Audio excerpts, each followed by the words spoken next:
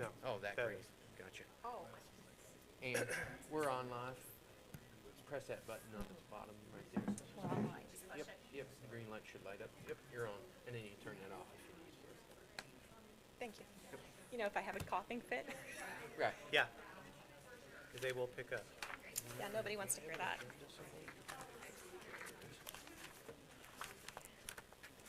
Everybody ready? You guys mics on? Okay. Yes. Yep, okay. All right. Good evening, everyone. We could start the meeting with a moment of silent prayer. Behind you.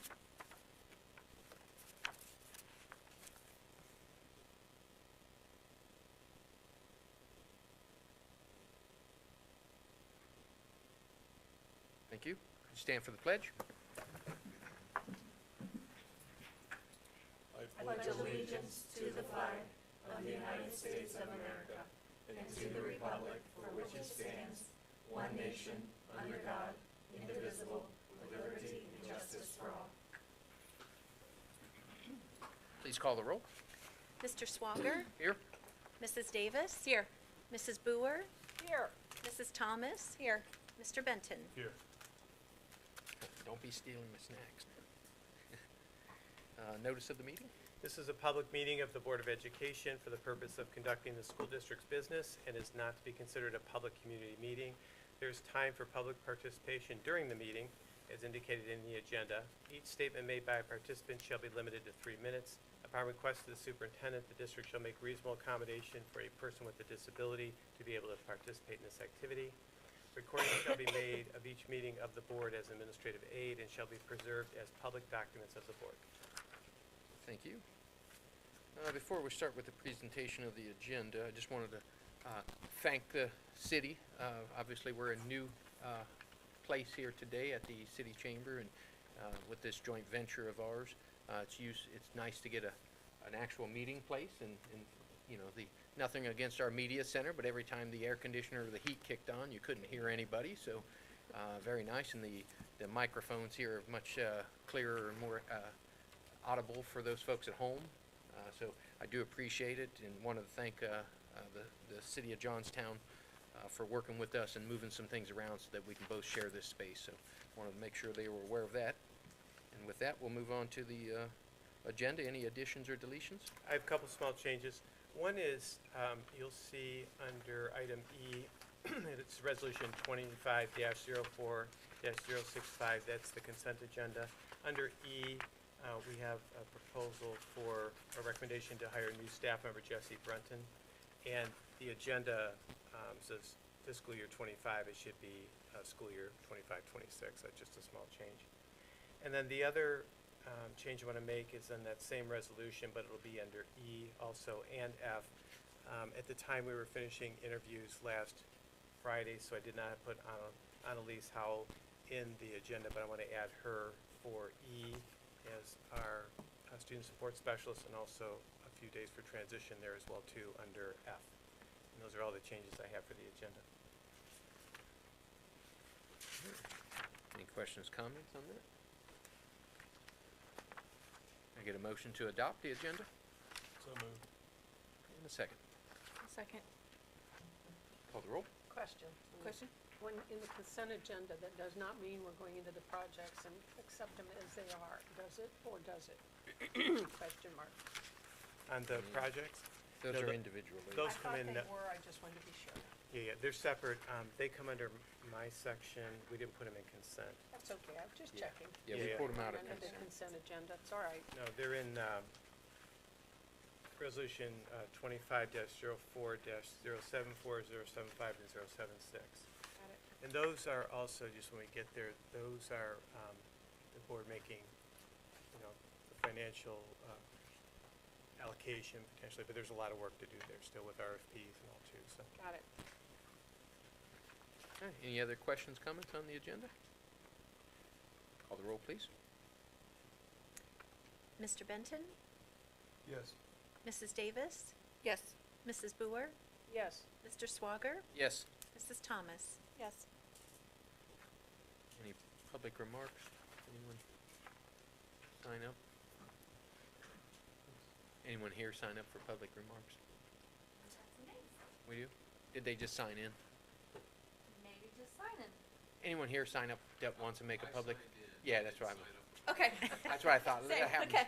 Well, Jeremy, Yep. you're gonna talk It's anyway, those right? two. So- Yeah, they'll be speaking anyways. Okay. I saw writing, so. All right. Hearing none, we'll move on to presentations.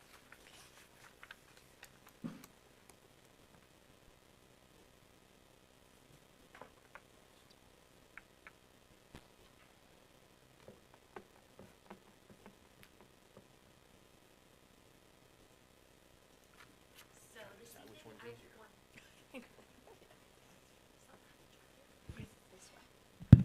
There we go.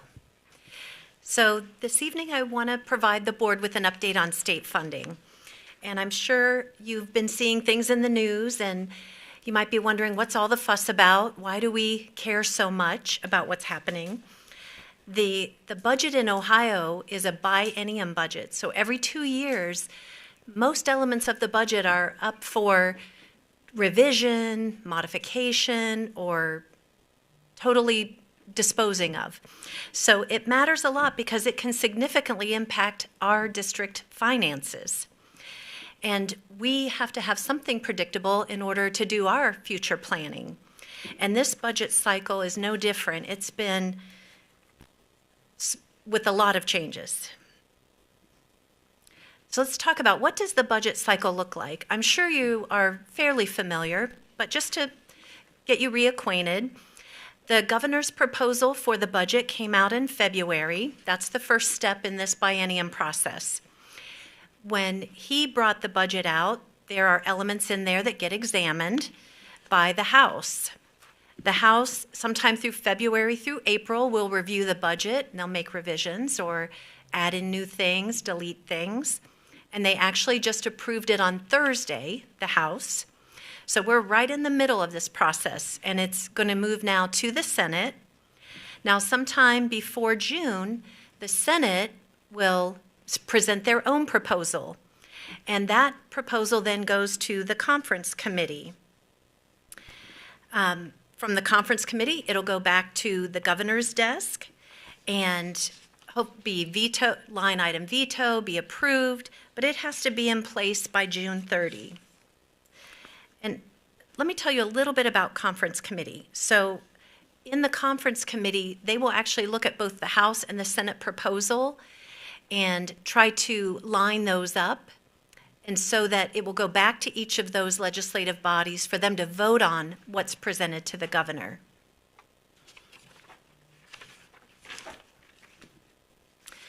So it feels like a bit of a roller coaster ride. If you've been tracking what's happening in the news and information we've shared in the Friday reports, it's been through a lot of revisions. And so I'd like to just refresh you on a couple of the main points. Under the governor's budget, there was no base increase to the per pupil base cost. And that was something in the Fair School Funding Plan. We were hoping those base inputs would get updated. It did include the phase-in of the Fair School Funding Plan, which was a bipartisan effort, and it is something that we really would like to see fully implemented. And in the governor's proposal, that would move forward.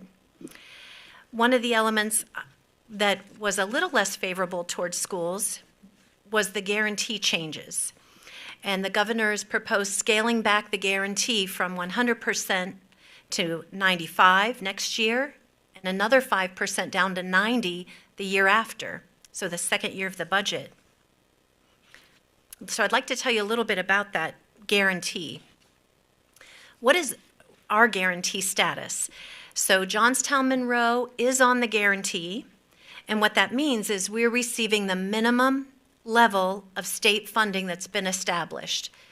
And it's based on our 2020 level of state funding, and that was $4,200,000. The guarantee is essentially a safety net so that all schools receive some type of state aid at this minimum level. But what it means, if we are on the guarantee, it means the formula in that Fair School Funding Plan isn't working for us, that we are not benefiting from that. In fact, we are so deep in the guarantee, we have $1.9 million of unfunded formula. That's right now, this year. And that's just simply the gap. Oops, that's very sensitive.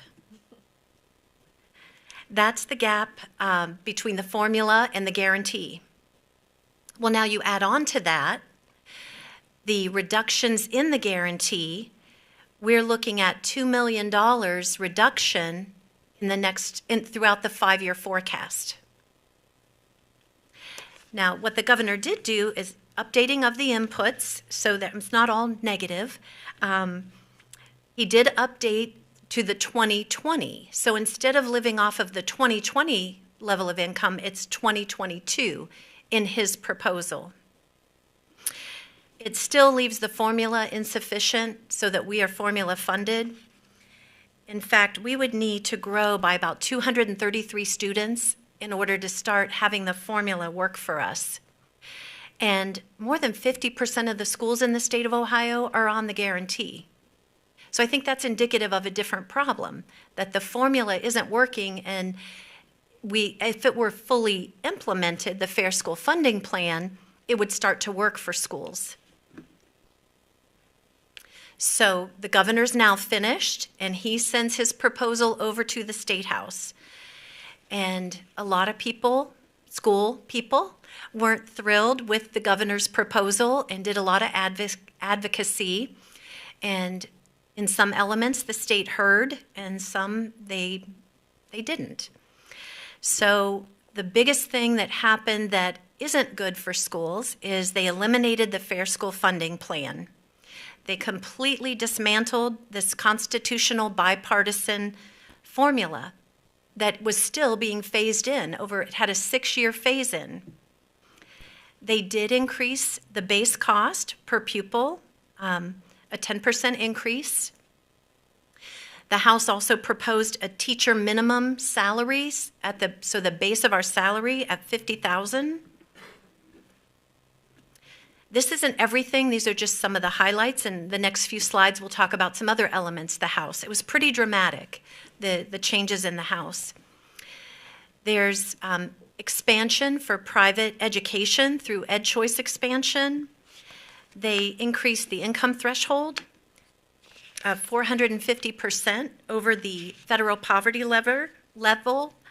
So a family making $144,000 or less can take advantage of those vouchers to send their children to private school. In the first year of the expansion, the state spent $439 million on this program. It's expected to rise to $1.2 billion in this biennium of public money going to private schools.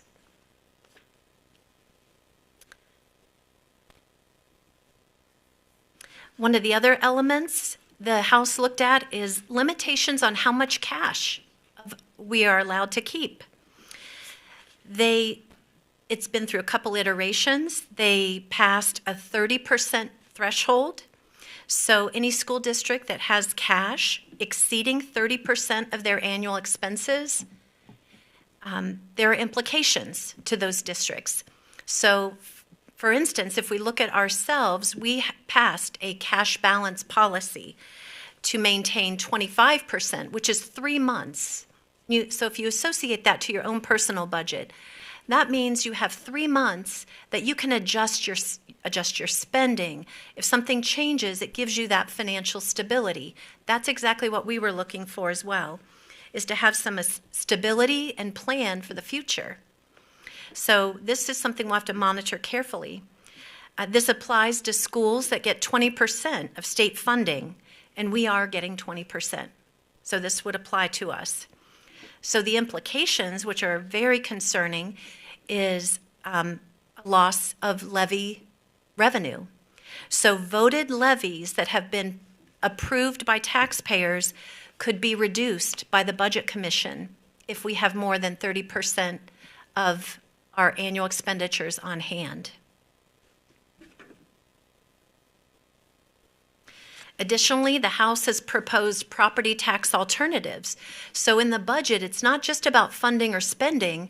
There are tax ramifications. They look at tax policy throughout the budget process. There has been discussion about eliminating the 20 mil floor, which would be a fundamental change to our property tax structure. That 20 mil floor is a minimum that schools can collect in taxes. And Johnstown-Monroe's worked really hard to get to the 20 mil floor. We want to stay at the 20 mil floor. So that wasn't very popular. And so how they got around that is they are focused on a growth cap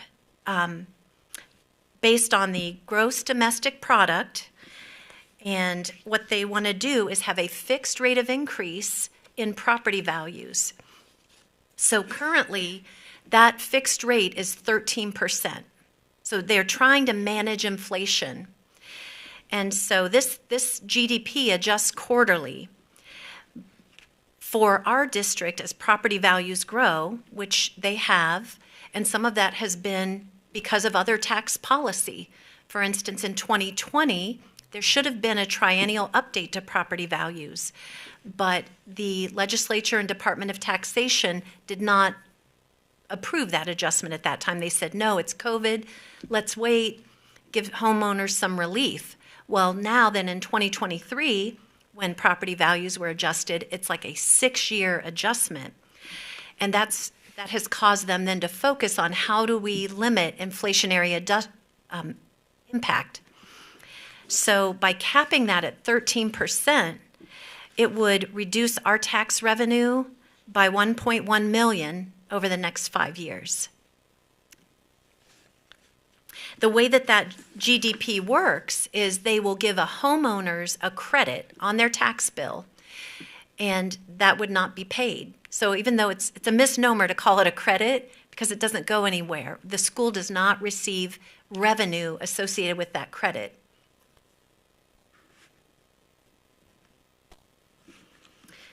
So the budget impact from the House, and what do we do with this? What next? Where we are right now, we're right in the middle of this roller coaster, and we've seen some small increases from the House that would get us approximately $32,000 more in revenue. But the flip side of that is on the real estate tax collection, so it has nothing to do with our state funding, but the legislative body changing tax policy, we would experience that just over $1 million in reduced tax revenue. So now the bill is in the Senate, and they will look to tweak this budget bill further. This is a time for us to have advocacy with our legislature. If there's anything that you heard here that got you interested, I would encourage you to reach out to your legislator, whether it's the board or our community, because it is time to engage with them as they're making all of these policy decisions. And the only thing we really can do besides the advocacy is to continue to monitor and model so that we know how those changes in the budget will impact us. Any questions? Or Dr. Wagner, would you like to add anything? No, I think you did a great job. Great job. We've been living the budget. Yes, you have. Is there a way that we could get for those people that are members of our community, could we get some bullet points on things that we would like to advocate with our representatives that would, help us as we move forward in this process? Because we're going to lose some funding. So if you could tell us specifically which are the items that are up for consideration where we might be able to focus on those several items. That's a great idea. Yep, I will work on that. And also then with that, put in the contact information for the legislators. That'd be great. Yep. And Okay. that way those people in our community that feel passionate about school funding can have resources to help them navigate the system. Great idea. I will get on that. Thank you very much. Welcome. Good job. Good. On to you. Yep. We're going to give an update on the building projects. We will need to publish or broadcast the one slide, but just want to give the board a general update, and I know that we've been living this, but we'll focus on three aspects of, or three parts of the building projects tonight. But as a reminder, high school project going well. We expect that to open in August as scheduled, so no concerns there. We're in the process, getting all the final paperwork on this city building. Mr. Swager, good comments at the beginning about we appreciate the partnership with the city, so that's coming together. We have a local person we're using for the title works. We're getting close on that. The title has come back clean, by the way, so we can take the next steps there. Performing Arts Center won't be on the list tonight, as we've talked about, or won't be on our scheduled list right now. We've talked about the Performing Arts Center, and we know it's important, but we're also going to look at some different options, and I believe we're going back to maybe foundation and seeing about if we can get some supports there like we have in the past. So more work to do there. And then what we wanted to focus on tonight, though, are the next three aspects of projects that we talked about. So the first one would be baseball, softball, and band concessions. Or should I say the multipurpose building, which goes here, obviously, then baseball, softball, and band concessions, and then the North Campus. So we have all three of those. Can you, okay. And then what I did is give the board a copy of this so you can look at it. One of the things we want to talk about tonight is looking at the potential schedule of how the next projects, if we move forward with all of them, would unfold. With some aspects of this project, we'll talk about seasonality, so baseball and all, we want to think about when we have disruptions to the field and playability time. But wanted to go through this, and I have members of our construction team here too. I'm going to come up and we can talk through some of this together. If you look at the three projects that are there, the multipurpose building, you can see where we are right now in April, so that should be your red bar at the top there under multipurpose. We're in what's called schematic design right now. Next we'll move into design development, and then we'll get to construction documents and the guaranteed maximum price, or what we refer to as the GMP. You can see the next blue bar that goes across there gives us about 12 months of build out. So depending on the winter, we were talking about this in the past. If we had a winter like this past winter, it would be harder, but 2 years ago we had a more mild winter, so that'll impact, especially groundwork. Once you're weather tight, it doesn't, or weather tight doesn't make as much of a difference. So you can see that there's a little bit of variance there in that purple or mauve color there. But on this current schedule, the multipurpose building should open around September of 2026. Any questions about that before we go on, multipurpose? Sure. Jonathan, anything more to add about that? The only thing I would just maybe might find helpful is when you see like the red, the orange, and the green colors to the left there, that's our what we call the pre-construction phase. So think about you're sitting at the traffic light waiting to go. Before we go to construction, that's kind of some intentional coloring. So there's, as was referred to earlier by Dr. Widener at the beginning of the meeting, there's quite a bit of work to do just to get ready to go. So that's the only additional information I would offer. Yeah. Board, any questions about multipurpose at this point? No.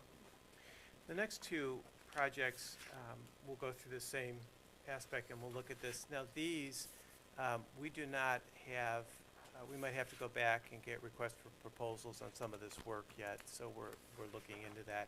But these will have a potential primary timeline and an alternate timeline. So we've talked about this as construction team and talked about the implications if we follow some different timelines. But just to level set where we are, so you can see with the baseball, softball, and band concessions, similar timeline with the red where we're at schematic design. The next two projects are like that. Similar timeline with design development. You can see that if we go to the North Campus, the next one, that one will extend out a little bit. And then similar aspects of this too, where we would get to construction documents. If we get to a GMP, you can see those extend a little further. Your top line there for the baseball, softball concessions shows, when we could potentially have that new area open, and that would be around June of 2026. Now, again, we're going to still have that aspect of the winter and, how much we're going to do there. There is an alternate timeline, and again, some of this could get to seasonality where we could, again, depending on what happens in winter, but that timeline could be extended where we would open in the fall of 26, probably around December, which obviously isn't going to be helpful for baseball, softball there, or band concessions, but we would get into some seating issues where we could possibly get, some grass in there in the fall. The next one, I'll just go with that, is similar with the North Campus. We follow a similar timeline. Like I said, we have the winter months. And you can see that project would take a little bit longer. So on one timeline, we could follow, we're somewhere into August, maybe November timeline there, depending on, the winter. Or there's an alternate timeline where that can extend out further, probably even into early 2027. So we have a lot of work to do with those latter two projects. The construction team, we've spent some time with this. Happy to answer questions, especially with architects and construction manager here. So I guess for me, more of a statement. So, for the public, as much as it is, we as the board met multiple times on this and discussed, we're trying to set up a capital project funding that we know what we're going to build over the next 3 years, much like we're doing on the academic side. We knew we wanted to do math, and we went to science. So we're thoughtfully going through, okay, these areas on the academic side, this is what we're going to methodically go through each year. We're trying to do the same thing on the capital. Look at all the buildings we own and facilities we have and what needs improvements, and we're going to lay it out. That doesn't mean that one of these couldn't change, so this is not set in stone. If it comes back and prices change and the budget changes and the state decides they are not going to fund things, be aware these things may shift as a result of that. But we think it's prudent that we make a plan. That way we know what we're building rather than each year sit up here and try to decide, what are we doing this year? What are we doing next year? So the grounds committee, they're going to sit there and look at these each year and go, okay, this is what we can afford, this is what we can move forward with, and we're going to just methodically go through these projects, knowing that we have other maintenance that has to be done in between. Now, we had the unfortunate incident, 8, 9 years ago, whatever it was, 10, when our stadium caught fire. Obviously, our capital projects all had to be moved. So we have to watch that as well. So we're always going to know that we might have to flex this schedule based on what the fiscal responsibilities are of the school district. But moving forward, we are trying to lay out year after year what projects do we want to work towards, knowing that we need to get these things done. And while it's a lot tonight, this is the beginning of what we'd like to continue to do, is run these projects 2, 3, 4 years out on all of our projects. That way we know what's coming and what we need to spend, so the treasurer has it in the funding forecast, just like everything else. So we know we have football stadium repairs. We know we have these other things that we have to get to. And the only way to do that is to really look at these projects and come up with a game plan of when will they lay out, when can we build them, when can we get them designed, what can we afford. And that's the idea of stringing this out 3 years, 4 years, because look, we'd like it all done right now, but we as a district can't afford to build everything right now.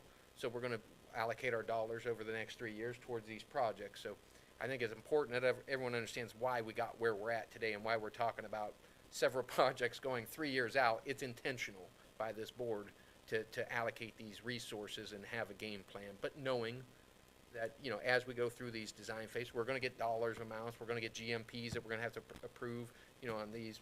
So we know where we're at.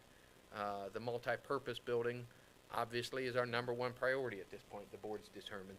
Then we move to the baseball, softball, band concession. It's a conglomerate of projects there that all go together. And then we're moving to the North Campus, which is geared towards boys, girls, soccer, lacrosse, baseball, softball, those types of things, giving them space. So these are intentional based on our current needs and where we have some difficulties with our current staff and our current numbers of kids. This isn't even for growth. This is just maintaining what we currently have.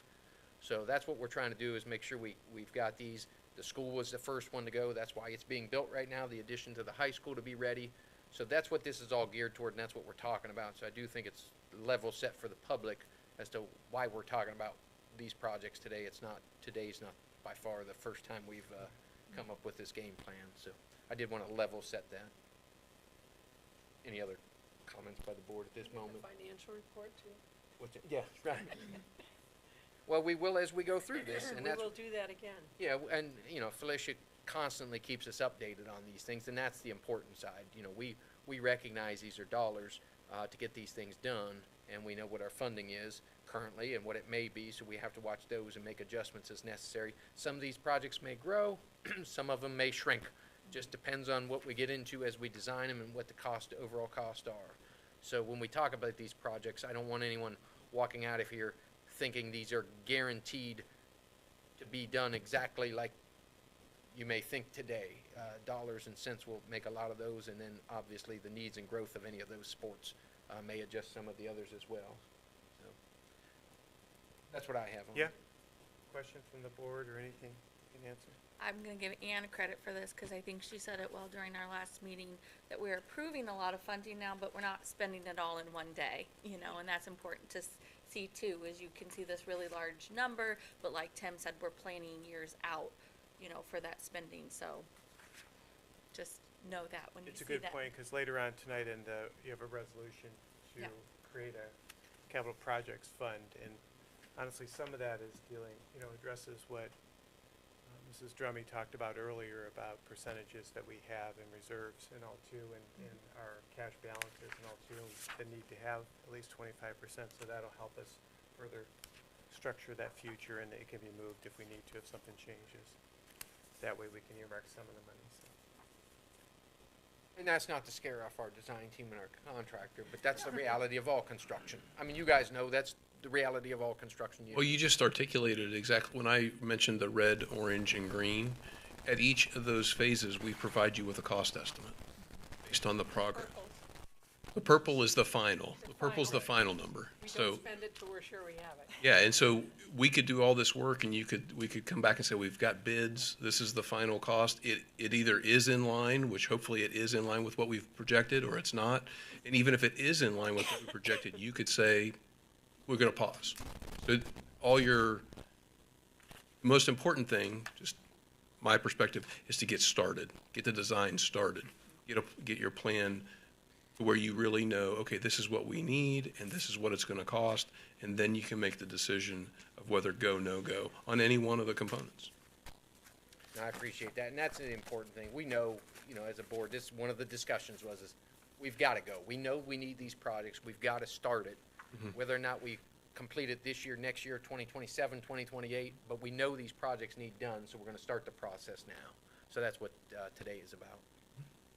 Again, we'll even look at the PAC through this too, so at some point we'll have a timeline. Just want to highlight that because that's taken a little different track than some of the others, but we talked about that extensively in our work session, so.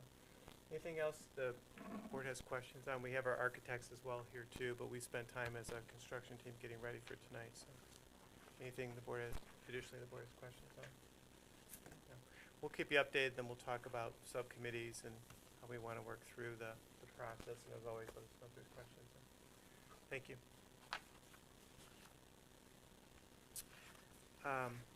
If there's nothing else with that, wanted to just take a couple minutes and talk about the Greater Johnstown Parks and Rec District.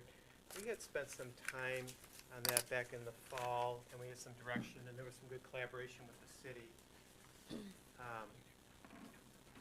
This copy of the presentation that we did back in the fall, but there's a copy for you. And just want to make sure that we talk about this just for a couple minutes, a good direction from the board. The last time we talked about this, we talked about the partnership with the city and looking to extend, thank you, looking to extend the original functionality or timeline of the Greater Johnstown Parks and Rec District to 30 years instead of the original 10, the way it's written. And of course, that'll have some implications for their ability to potentially levy money and all too. And then we had some other aspects of this presentation that we talked about getting back in the fall. We said we wanted to have a joint meeting in November, so we would do that in the coming fall. And then we had some procedures here about how voting would occur and ballot issues, so nothing would be a surprise. One of the things, so I do want to make sure we talk about, because it's been discussed in some circles, is we have right now in the current bylaws, 2 representatives from the city, 2 from the school district, and then they vote on the 5th. And there's been some discussion recently with the townships, or some of our municipalities, about possibly changing that 5th position to represent Monroe Township. And I know there's a history where Monroe Township was initially, asked to join in on that. So I was looking for some direction from the board, because, The township indicated that they were interested in appointing that 5th member. We'd Okay. obviously have to work with them on the language as we draw this up. But, Okay. As far as this board, when we've had discussions on it, I think we're all supportive of that. We'd appoint 2, the city would appoint 2, and Monroe Township would appoint the 5th member. Okay. It clarifies that 5th one a lot easier. Okay. It brings the partnership of Monroe, the city, and the schools tighter, which I think is great for all of us. We're going to be working and should be working together on everything, so this just is one more, project that we could all combine on and make sure that we're collaborating as a team.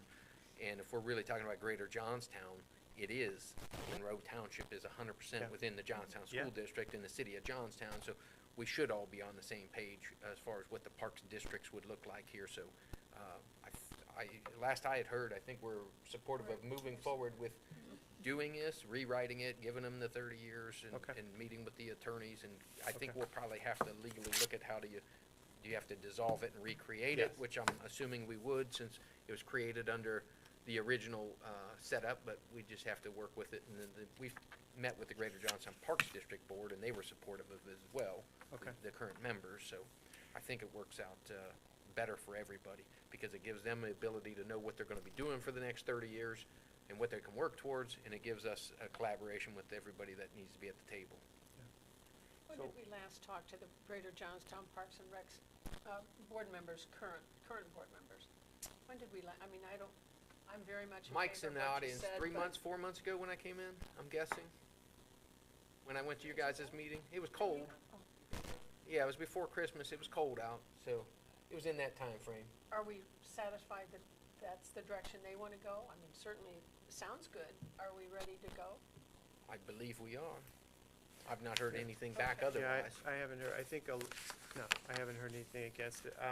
We need to formally get with the city, Right. and we get into like a memorandum of understanding with them, or some process to repeal this basically and reinstate it. But yeah, I told the city we'd get back to them too, but this latest piece with Monroe Township is relatively fresh, whether it be a month or so, I think, right? Yeah. Yeah, so I wanna make sure that we're just, have a good And direction. Monroe indicated they'd like to keep the current board members, and they'll appoint or not, you know what I mean, after a term's current expire. They're not looking to come in and remove somebody, put somebody in, so their intention is to keep the board as it is, and then we just have to talk about the cycle again of 3-2, the 2-year terms, and making sure who's on what cycle, so the Yeah. whole board doesn't get replaced at the same time if terms don't end at the same time. Sure.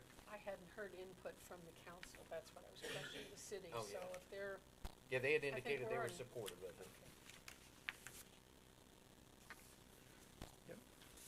So I think I have the direction I need, so I'll keep the board updated. We'll work with the city as we always will. And obviously, each board would get to vote on it, Yep. because we'll have to have resolutions, so they'll have one more say in it, a final say, Yeah. so to speak, because they'll have to pass whatever resolution comes before them, as we will as well. I think we said in January we wanted to look at those, because we did have a meeting in December, and I think we said we were gonna do that in January, so we really should be Yeah. starting on that. I know we've had a lot to Yeah, go on. we got a few So other that's like projects there. something in the Yeah, summer we need to But I be think you're right, that working on that. it's one of the things, I was talking to Mrs. Swager about it, and I thought it's one of those things we need to get back on the schedule, because I think we did say January, but time is going by with other projects, obviously, and other Right. challenges here. Mhm. Yeah, that's all I have. I think I appreciate the direction tonight. We need a lot of time, and that's all I have for presentations, unless the board has questions. I do know. Do you guys have any questions? Okay, All right. I'll keep you updated then. Moving on to board committees then? Is that where we're at? Yes, board committees will be ready. All right. I think our first one is buildings, grounds, and safety. you're not going to do the other one, the athletic? We haven't had one of those meetings Okay. since, officially since our last Yeah, meeting. we gave our last update. Some- Jumping to you. Some of that, happens with the whole board when we have work sessions and all too, so. Well, I'm kind of a cross here this evening between finance and buildings, ground, and safety. The Building, Grounds, and Safety Committee has been reviewing everything that we've talked about this evening. What happens if this legislature passes the bill in the Senate as it currently seems to read from the House? What impact will it have on our schools, et cetera? So we've looked at that, and one thing we have, we wanted to punctuate, there are some maintenance issues that we need to think about, things like repair of roads and so forth. Also the stadium, et cetera. So we're looking at our maintenance repairs too in grounds and maintenance, in addition to the Finance Committee report, which I'll give later. But Ann, do you have anything else that you have? That's what I recall specifically. The band's here. The fan's here. I can't yes. believe you missed the band. I know. We've 2 been waiting. years? Yeah, 3 maybe. I don't know. It predates me, so And that's you're Yeah, not 3 authorized to almost drive 3 it. years now. Yeah, I'm not authorized to drive the van, but we got the van. I think the day we met for buildings. Is it a and- 2022 van? no. No. Because that's when we ordered it. Yeah, No. that's right. The day we met for buildings and grounds, I think the license was coming in that day, wasn't Title, it? yeah. The title, Yeah, thank you. title's in, Yep. yeah. Mhm. So, Good. they were very excited about that, and I think we put her old one on. I don't know if it got the monies. It was being bid at the time was we had our being meeting. I can give an update if you want about that. Dave put it on Gov Deals, and they're gonna salvage it because of the rust and some of the damage, but I know they get over $500. We can get the exact amount for you, but I know it was over Okay. $500. Just The interesting. engine is decent because it's 90,000 miles on it. The body is not in good shape. But that vehicle is back, I think it's a 97 or something. So we got our money out of that. So. They sold you out, Ellen. You don't get the van. Yeah, that's- Okay. That's Anything all I else? have for grounds and maintenance, and it so dovetails into our financial picture, so we'll be doing that in a minute. On to curriculum. We had a very good meeting, lots of in-depth stuff. I see Robin smiling over there. I'm gonna give a really quick overview.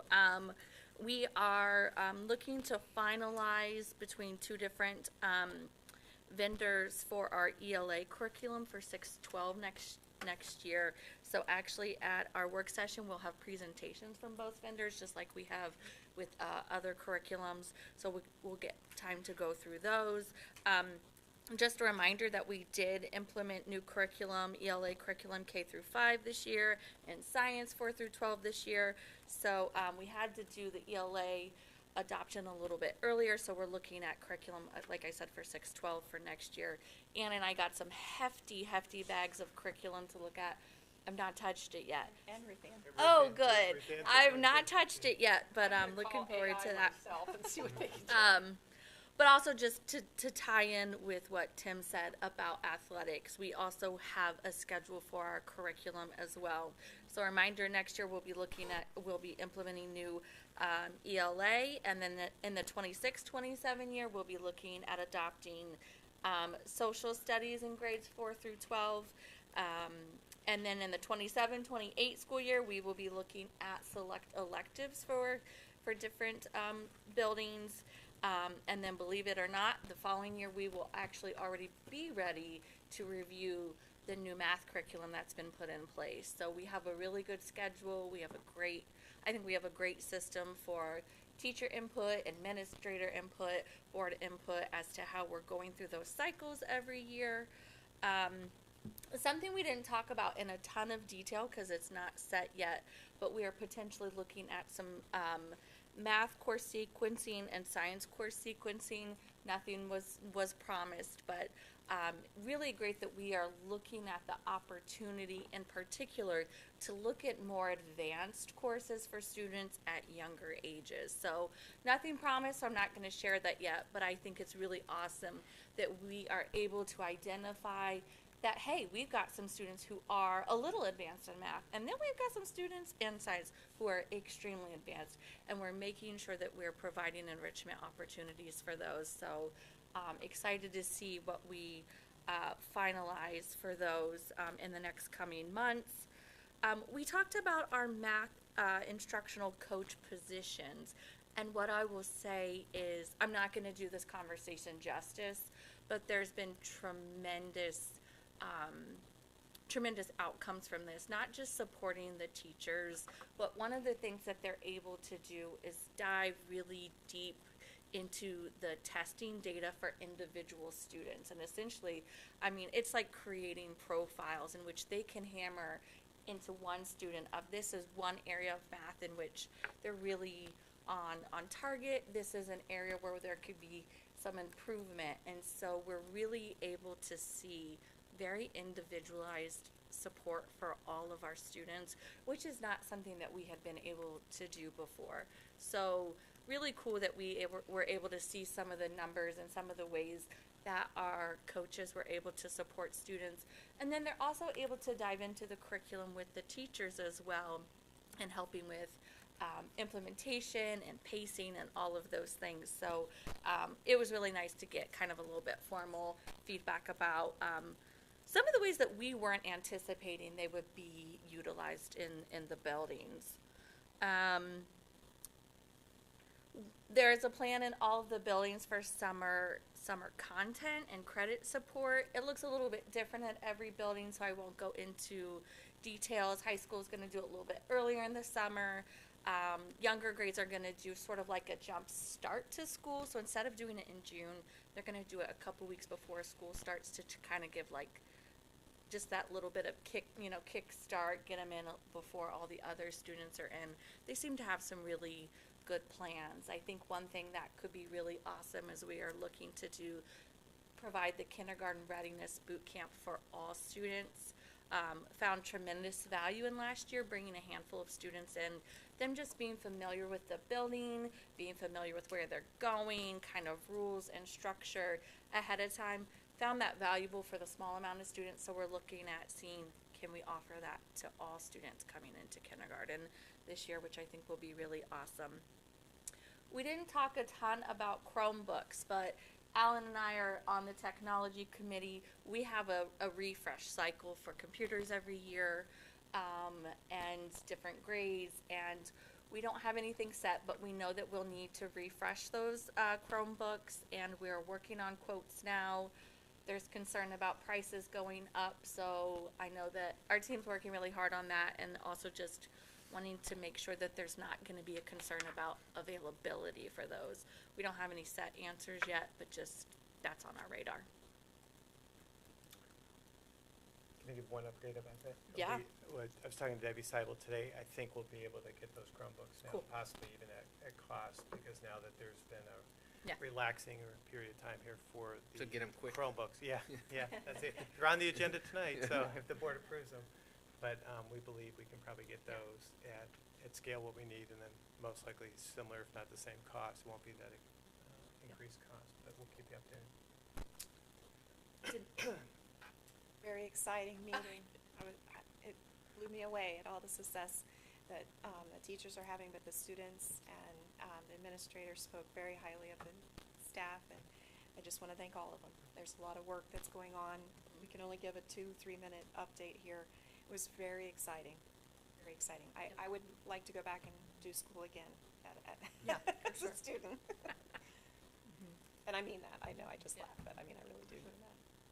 We actually were going to invite both of you from curriculum into some of the future events, though. We think there's some events in May. I thought it'd be kind of interesting because you've heard it reported, but authentically in the environment and see a little bit. We'll schedule it for you, so you don't have to be there for 5 hours. But we'll get you a good subset of what, so you can get a good idea of what we're doing. I think we're going. We got invited to Battle of the Books. Yep. May 2nd. I sent you all the invitation on that, so if you You could. gave it to us Yep. in the meeting, so Yep. Very thankful for that and Yep. plan to attend.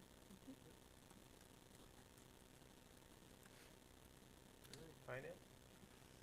Finance Committee met last Monday, and it consists of Mrs. Booher, Mrs. Drumney, and Dr. Reitner and myself. As you can tell, there's a lot of moving pieces financially within the school district. So we looked at allocating funds, and people have already alluded to the fact that we have new capital projects, which we talked about, which were the 3 items that we talked about earlier. And then we also have capital projects that will more on the repair side, and we're trying to get a project schedule for those, along with the ones that were presented by Robertson earlier tonight.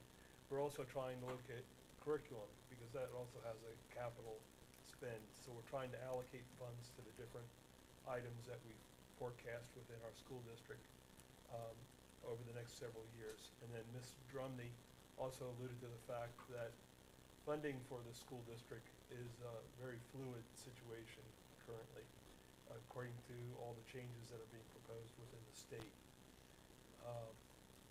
Those changes really affect our 5-year forecast because it's going to affect our revenue side. So we're trying to allocate things from we have money, place it in the right places. But not knowing what our revenue is going to look like is a difficult task as we're trying to develop a 5-year forecast.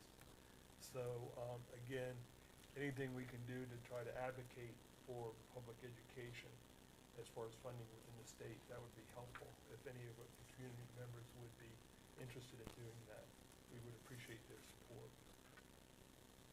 So basically, you can tell there's a lot of moving pieces. Everything has changed even from the meeting that was on Monday. There's been changes that have occurred during this week because it's a very fluid situation within the state. So we look forward to the final proposal that they're going to pass, and then we'll make adjustments accordingly within our 5-year forecast.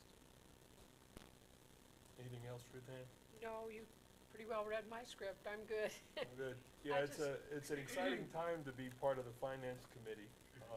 It's a very complex time. Always exciting. That is not the word. It's always exciting, Much right? more fun in curriculum than we have. Well, yeah, we don't have the fun that curriculum has, Not but, fun. you We know, laugh and. we're all behind the scenes, Ew. but They you have just to have pay the for money to support all these initiatives, and if we don't have the money and we don't have it parked in the right places, then it won't be available, and we won't be able to move forward. Speaking of fun committees, yours is next. Sure. No, wait. Oh, yeah. I just want to underscore something Tim said earlier, and that is, we have outlined the projects, and we hope that these can go forward. But the purple scale on here tells us, will we be able to do it at the time and place that's introduced to us? The guaranteed maximum price will be extremely important to us. What is the economy of the state? What is the U.S. economy? How are our budgets going, et cetera? So we have lofty ideas, and it would be fun to do them all, but we also know we're very practical up here, and we want to see the specific projects come in at the right price and fit into our budget. So that's kind of thank you, Tim, that wrapped it up. Thank you. On to your insurance. Insurance, well, we have laughter in insurance too. Yes, we do, we're running. It's a little bit, we're drafting ideas, and Ms. Drumney, Dr. Wagner, Katie Schaefer, Ruth Me. Ann. Ruth Ann. We also had Rhonda Bellard came this time for Mick Riley, who couldn't make it, Nick Hancock, Nicole Tucker. She's the one that's not on here that I didn't remember who it is. Don Ball and, did you go, Michael? No, okay. There's different faces. We've had a couple meetings back to back, which is good, but the faces start blending in, sorry. I just wanted to say that the insurance, it's still running high, and the insurance claims are running high, so for my board members, we do have a financial document. If you haven't seen it, I'd be happy to share it with you.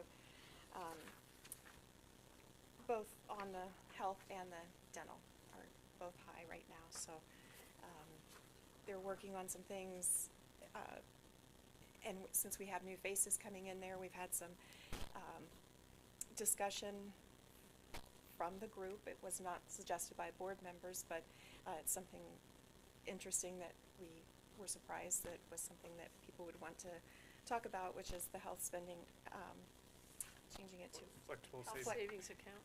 Flexible savings. flexible savings account. And we were able to add that to the Navigator now. Is that true? Is that We'll look at it for open enrollment for next year. For open Yeah, they talked about it, but then they said we wouldn't be able to really start it until the next period. So. the health savings account, though, we did? Well, the health savings account's okay. I thought you meant the flexible savings account. Flexibles. The Section 125 plan that we talked Section about. 125 That's the one that needs you to said be- that you can invest and get, No, the Section 125 plan is a little different. A lot of times when you have an HSA, you don't have an FSA like that, but in this case, we can have a very limited FSA, and that's what we're exploring. So primarily Okay. be for vision and for dental, and it could be for some childcare as well, too. So we want to be able to target some of our staff and realize they could potentially use pre-tax dollars. So if you have childcare needs, and you're paying those after-tax dollars, you might be able to earmark those and get them through as pre-tax we are dollars. trying to get that for the enrollment for. Yes, that's I exactly right. thought we were Yeah, yeah. on track. Well, you're right there, because we had talked about, could it be done this year, and then through that process, Okay. it can't be done this calendar year, so, it'll be looked at now, and then we can look at it, most likely it would occur in open enrollment, and that would be effective in January 26th. And dental and vision's another thing there too, and we talked about the example of parents, maybe of teenage children who Yes. have braces, and I know that some families have, we'll do, my wife and I did this for our kids, we did like December, we did the bottoms and tops in January, vice versa, so there's ways to spread things out in a tax That's where I year. got confused thinking we were gonna. Yeah. They're very confusing, because sometimes you'll just have an FSA, but we can have a smaller, more targeted one, because we have an HSA in there too. Flexible. Yeah, Yeah, yeah, it's very complicated. but they received it well, which was, Yeah.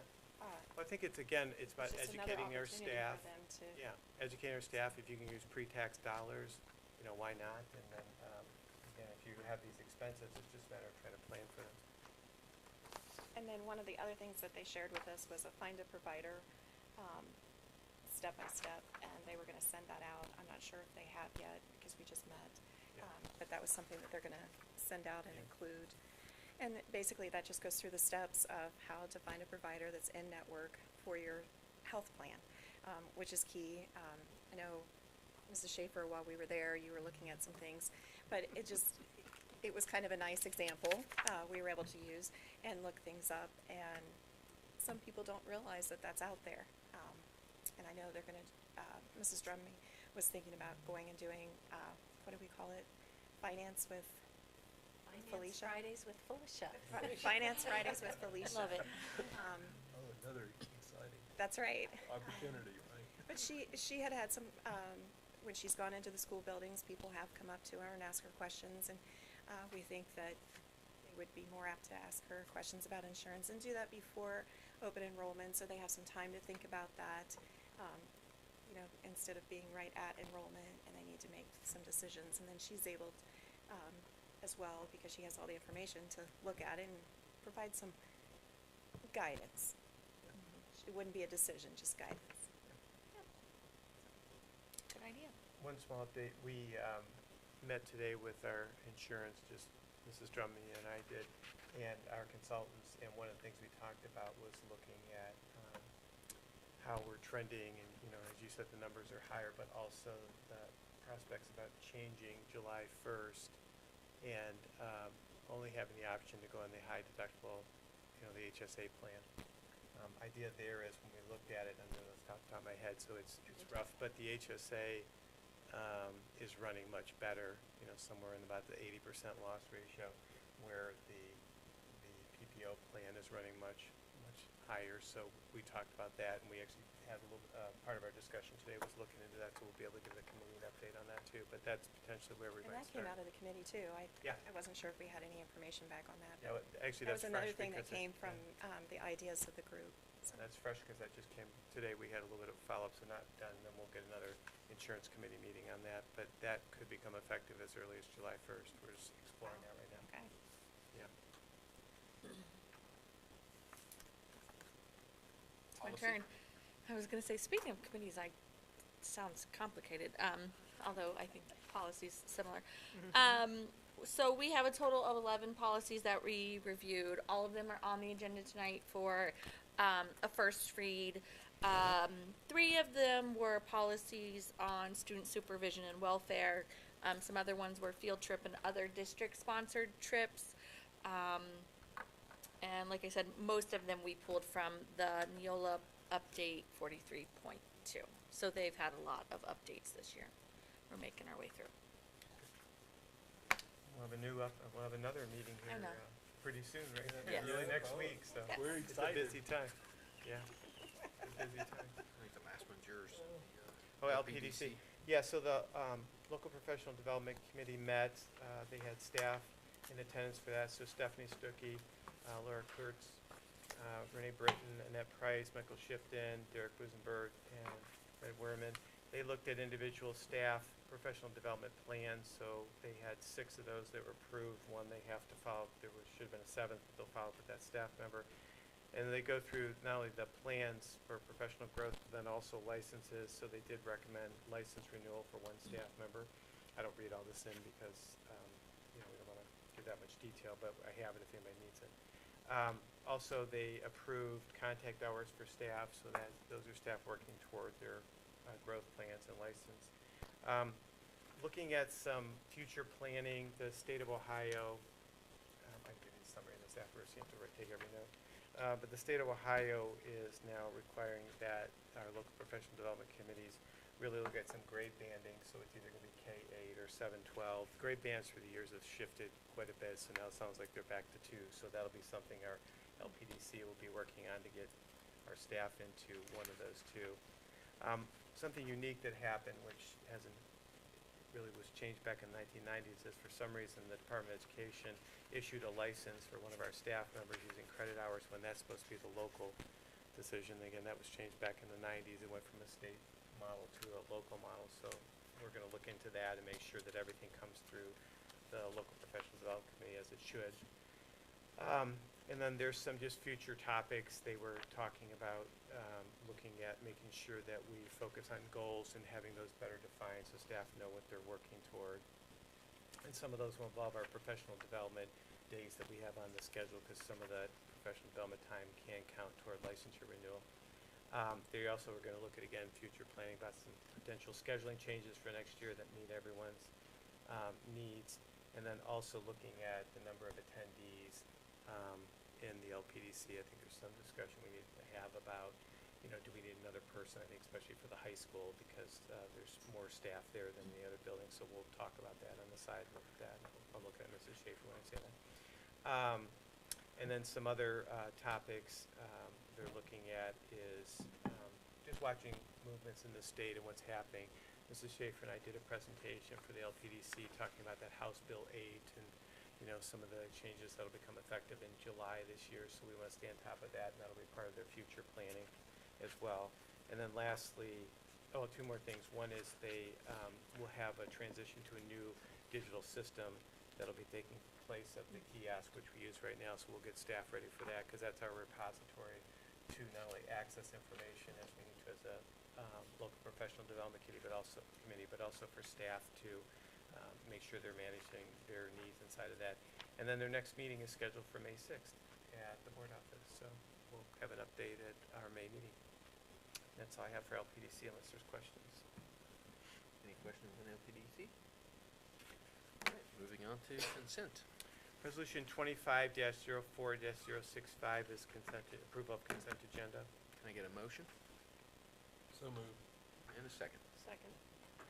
Let me run through these real Please quick. do. Okay. So we have some unpaid days there. Again, we don't talk about those, but we've made sure those met the criteria, so we have those listed there for 3 staff members. Salary degree change. As staff earn additional coursework, they can be eligible for moving horizontally on the pay scale.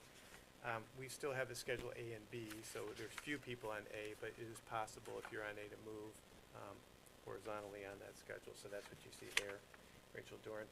We have 2 resignations on the agenda there for Gabrielle Edwards and Andrea Rayburn, each in separate positions. Gabby was in an elementary position, and Andrea's in a high school attendant position. So both are going to be resignations and have different effective dates. You can see them written there. Certified employment, we have 2 people. I want to introduce one here at the end when we're done. We have Jesse Brunton, and we're recommending him for high school geometry. He sends his best, and I got this from Mr. Shipton, so we'll bring Mr. Brunton to the next board meeting in May if you approve him tonight. But he said, sadly, I cannot make the board meeting tonight, but if there's a way to let the board know how truly excited I am to be a part of the district and looking forward to the next academic year, that would be great. So he really looks to be well qualified, and we're excited to bring him on as a team. And then Annalise Howell is here, and for the student support specialist, she will be replacing Kendra. So I'll have her introduced here at the end when we go through. The next item in F is also Annalise Howell, and that's for a transition time. She's finishing her internship, and after May 1st, we'd have a little bit of time. We'd like to spend up to 3 days with her and Kendra, making sure we have a good transition and we're off in a good spot for next year. Classified employment from Michael Cartwright's department, you can see that there. Supplemental employment, a lot of information there. You can see we have a couple people to hire. I was going to talk about this at the end, but I'll just throw this in real quick. You know, we've had some challenges with our track coaching, you know, some public things we've had to deal with there. But one of the great things about Johnstown is the resiliency of staff and people jumping in. So when you see here under supplemental employment, we've talked to Melissa Dyer, and she actually jumped in to be the interim, if you will, middle school coach to keep things running along with the rest of the team. And then she's also going to keep a 20% role to oversee that program. And as challenging as the situation has been with track and coaching, it does allow us to better meld the 7-12 program, so it's not everything's a challenge. And then she was able, in the next item I, to recruit Bill Dyer, and then he will be in the 80% position. So that's her brother-in-law, it's not her husband. No, Brother-in-law. Not her I husband. was thinking it might be her husband. We We actually. do those things, you know. No. But we did this all with the team, and That's good. you know, it's one of those things when you're in season, you got to get things done. So, but she'll help supervise him, and he'll be 80% in that role, and she'll really help with that. The next section in J, these are long, but as you recall, we started this process a few years ago. These are just non-renewing positions, so anyone who was under employment for 24, 25 will be non-renewed. I'm always careful with these when you look at all of these, and you'll say, well, what about some of our more, you know, veteran coaches been here? This is just part and parcel what we have to do. It doesn't mean we're not going to rehire someone. You know, We hired typically. most of them back on the next page. Yeah, I was going to say that, but I'm always careful of that because, you know, when we started this, it's just a matter of cleaning things up so it's very clear about your years are compartmentalized. Then we also do the same thing with volunteers under pay. There's a list there of non-renewal. And then as Mr. Schwacher said, then we get back to hiring people then, some of whom for the upcoming school year. So you see supplemental employment and, you know, a lot of detail here. And then pupil activity, just the demarcation area, those are people who aren't on our staff. So, you know, we're hiring them then under pupil activity as opposed to the other category. Also bringing out some volunteers. And you can see there's a long list, and we certainly appreciate their support. We have our district-wide instructional coaches. We call them instructional coaches as opposed to just math. We talked about a curriculum because when you see here, we're recommending Lisa Allen continue, but we want her to pick up science as well. So we know there's always a strong marriage with math and science. You have somewhat of a relationship with English and social studies, but so this will meld together nicely, and Lisa will handle primarily like a 4-12, 5-12 perspective. We'll see how that works, but she's going to take more of that secondary or upper intermediate to secondary. And then Julie will help us with math and be able to pick up all the way through the intermediate. And I should clarify, Lisa will do some of the science that early. So, additional intervention specialist position. As a reminder, whenever we have an increase in a full-time equivalent position, we bring that to the board. So that's what we're bringing here is because of needs and projected needs for upcoming school year. We're asking you to approve that, and if that's approved, then we'll post the position and we'll look to fill that. Board meeting minutes are there, finance report, and that takes us through R, and I think I'm done talking. Unless there's questions. I do. I have a question. Okay. On the non-renewals, even though we vote on it today, is it non-renewal effective at the end of the current school year? Correct. So is that the last day of school? I'm just curious, or is that June 30th when the teachers, you know, like what's the end of How's the? the contract Yeah. run? It's generally the end of the season, Okay, but if, for a specific date, it would be the end of the school year. gotcha. Some of I just want to the, make sure, because I see we're non-renewing some spring sports. I just Yeah. want to make sure we're not non-renewing someone that's currently right. No, it's a in good question. season. Some of the staff, especially if you're a teacher on spread pay, so you get non-renewed, your season's over, but some of that pay could be spread, That's, you know, into Yep. July. So Yeah, it's always an odd process because you could be non-renewing and then also hiring, in the next one, so they overlap. But this is the proper way, I would say, to manage our personnel expectations and understanding. Any other questions, anything we can answer? Anything else on this? Could I have Yep. Mr. Wehrman come up and give an introduction for Annalise? And while he's making his way up, she is a graduate of Johnstown. That's always exciting, when we have people coming back. And yeah, so that's kind of exciting about that, Mr. Wehrman. Yeah, we had 5 applicants for our position that we had open. Mrs. Arbogast, I know, as you notice or know, is going to be staying home with her family, so we're excited for the opportunity. Disappointed to lose her, but we're excited for her to be able to do that with her family. We went through a process, had 4 teachers involved, myself as well as our secretary, Mrs. Fauble. We interviewed 4 candidates, and Annalise just stood out to us. She has a lot of excitement for position. Obviously, she's from Johnstown, so she's excited to be back here with us. We think she'll do a great job. So we did have a lot of good candidates, but we felt like she was the best. I don't know if you want to say a few words about coming back or not. But Thank you so much. Hi, everyone. Yes, my name is Annalise. I am a graduate of Johnstown, and I'll be getting my master's here in school counseling in the next few weeks. I'm super eager for this. I care so deeply about this community and the schools, so I'm just very thankful and honored to be stepping into this position. Kendra has definitely left big shoes to fill, but I'm super excited to take this on and continue collaborating with her, and there's just a lot of support here, so I'm really excited to be joining the schools again, so thank you. Annalise, do you want to give a little background too, because you've been doing an internship, so it's a little bit, not Yes. intermediate per se, but you've had some experience Yes. coming back as a adult now, as a graduate, not a student. Yes, absolutely. Yeah, it's definitely been different coming back in this role, but I had some elementary experience in my first internship. I was in Westerville, and so the elementary kids really grabbed my heart. It was K through 5, so that was phenomenal. And then I had the opportunity to do my full-time internship at the high school this year, Mr. Shipton, under Deb Merrill's supervision, and that was really, really awesome. I learned a lot, got to work closely with Shannon Cox, who I've learned so much from. So it's been a really incredible learning experience, collaborating with all new people. So I'm very thankful and very excited to be stepping into this role. So Excellent.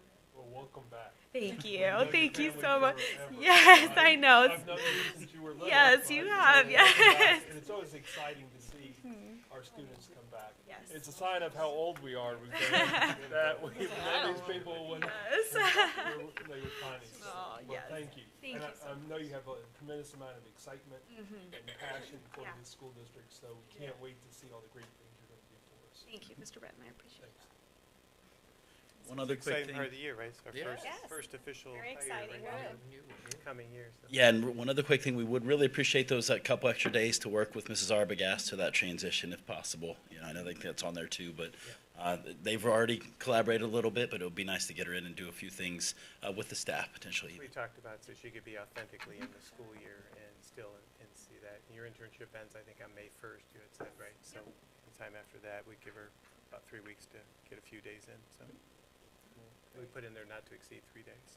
Sounds great. Yeah, yeah, very excited. We'll have our other candidate to bring forward, like I said, next meeting. But we talk about being a destination district, and these are kind of things that, we hope people start here and retire from here. It's a lot of excitement, so we always appreciate this. This is a renewal part of the year. We're getting ready for next year. So. Thank you. Thank you so much. Yeah, thank you. Now that's it for consent, unless you have questions. Any other questions, comments on consent? I would just echo what Amanda said earlier about the math coaches. I need to do a better job as a board member to let you guys know too some of the things that we learned. I did have a chance to speak with Tim and Ruth Ann about that, and Mrs. Gwynn gave quite a bit of information about why we would have math coaches or why we would have literacy coaches. And so it is a part of something that we'll see in the future. Whereas I think when we initially started the math coaches, we thought it was just going to be for bringing on the curriculum and the adoption. But as we hire new teachers, they would also be helping them and coaching with the pacing and the instructional, as well as in 2 years, we're going to be looking at the results of our math. Do we want the math curriculum, and if we want to do anything different, and reviewing of the curriculum. But it's very they can get right down to the student now and drill down and see where they're having trouble, and they can follow the student through the grade levels. So if you're a 5th grader, that'll follow you through your education experience. If you're a 7th grader, it starts now, things like that. And I was blown away by that. So they've done a lot of work. They have another meeting coming up in May that they're going to do some more looking at the math and the data that they've received. So just want to give that plug for math coaches. I appreciate it, because everything Ann shared with me was that the coaching has been very successful, in working on the pacing is extremely important for the success all the way through. So working on that and having those coaches available to work with the teachers on that work in that field will result in better academic results for us. And Yeah. growth, Yep. academic growth as well. So we'll see Yeah. the Yeah. students getting that growth that we've always wanted them to have, Right. but we'll be able to see that now. I was going to add, I think one of the benefits too is before we had this curriculum, I think it was kind of, each year was a little bit in a silo and teachers, met their objectives and all of that. And I think one of the benefits of the coaches is they can see, okay, 3rd grade's doing this and 4th grade's doing this. And how do I communicate with the 3rd grade teachers that this is something in 4th grade at the beginning of the year that they're struggling with? So maybe spend a little extra time, and I think traditionally it's not uncommon to see a struggle starting in 6th grade when it's a new building, especially in math. There's new language, there's all these things, and I think the coaches help bring that consistency, and again, they can say, hey, we're seeing these trends in 6th grade math, like, these are some things that can be done in 5th grade to help that transition, to help bring in that language, to help bridge that gap, so that there isn't this huge sort of like, oh my goodness, math is considerably different in 6th grade. So, helping to sort of have that, synchronizing the transitions and building that in, I think also has made a huge difference. I think Mr. Hancock also shared with us one other point that was the peer. They were able to speak with their peers and do the collaboration and get ideas, and that's been very helpful for them. So that's another point for the math coaches. And Mrs. Gwynn had tried to apply for a literacy governors of excellence for literacy, and because we actually contract through the ESC for our literacy program, that it wasn't eligible to be able to apply for that particular recognition. So it doesn't mean that our staff isn't doing great things, it just means that they have specific guidelines for it. So All right.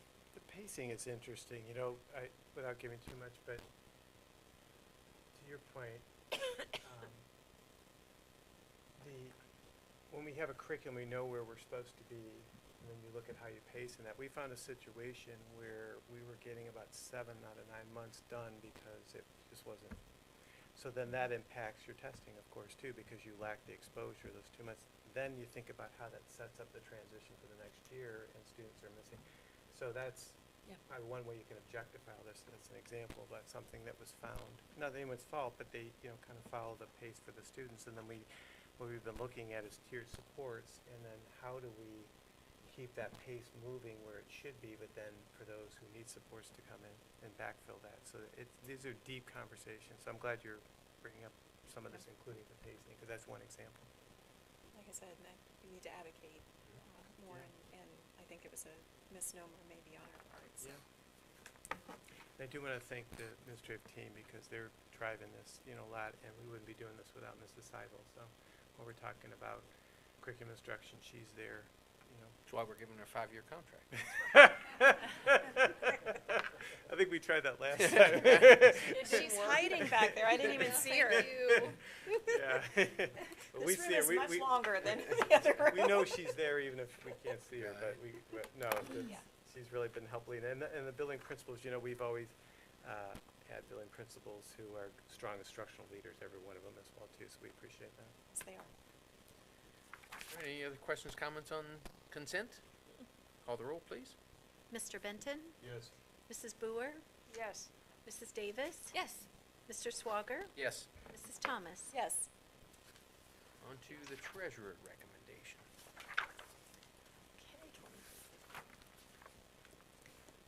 The first recommendation is Resolution 25-04-066, which would be to approve a donation from Jim Dotterer for the Amy Bullard Memorial Scholarship in the amount of $1,000. Can I get a motion? I'll motion. Second? Discussion? Obviously, thank you, Mr. Dotterer, for the generous donation to the Amy Bullard Scholarship. So I appreciate that. Did you get the other donation that I spoke to you about that boosters received? We were at the That's- March. That's Is that the same one? That's the same one. Okay. Yeah, Okay. that's the same one. Oh, I wasn't Because sure we we were, had- yeah, we were able to backtrace that because when I talked with Athletic Boost, they cashed the check by mistake, so Perfect. they wrote it, that's the Dotterer Okay. one. Okay. Yeah, Okay, great. thank you. Excellent. Call the roll, please. Mrs. Thomas? Yes. Mrs. Boer? Yes. Mr. Swager? Yes. Mrs. Davis? Yes. Mr. Benton? Yes.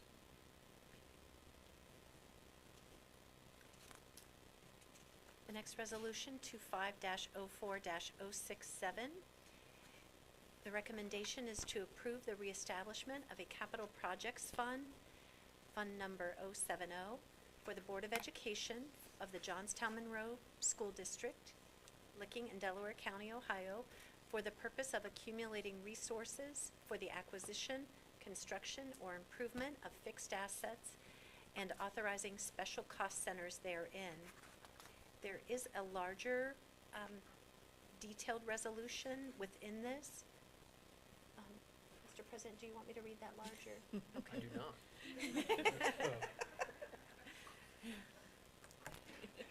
We're good. You can read it to yourself. Unless any of you, I mean, we've read it, Nope, we've seen we're it. good. We all are aware It's of it. unlikely. we We're, know what we're it aware is. what we're doing. Okay, can I get a motion? I'll make the motion. And can I get a second? Second. Discussion on this? We've had discussion at the beginning. we've This is had what we've talked about. Mm-hmm. Call the roll, please. Mr. Benton? Yes. Mrs. Boer? Yes. Mrs. Thomas? Yes. Mrs. Davis? Yes. Mr. Swager? Yes. Resolution 24-04-068 is volunteer non-renewal for the 24-25 school year. Can I get a motion? I'll make the motion. And a second? I'll second. I pulled this one out of the group, so we didn't have a conflict for Mrs. Thomas. Go forward. No, Any questions, Alan, Colin? no, Right. no hard feelings. Yeah, we're We non-renewing. him on like landscape. No, just kidding. Okay. Call the roll, please. Mr. Benton? Yes. Mrs. Davis? Yes. Mrs. Thomas? Abstain. Mrs. Boer? Yes. Mr. Swager? Yes. Resolution 25-04-069 is unpaid administrative leave. If I can get a motion I'll motion. and a second. I'll second. This is from Mr. Corey Ross for middle school wrestling, middle school track, and it's effective March 24th through June 30th, which is the end of the track season officially, or the end of the calendar year, or fiscal Into year. the contract. Yeah. Any discussion? Call the roll.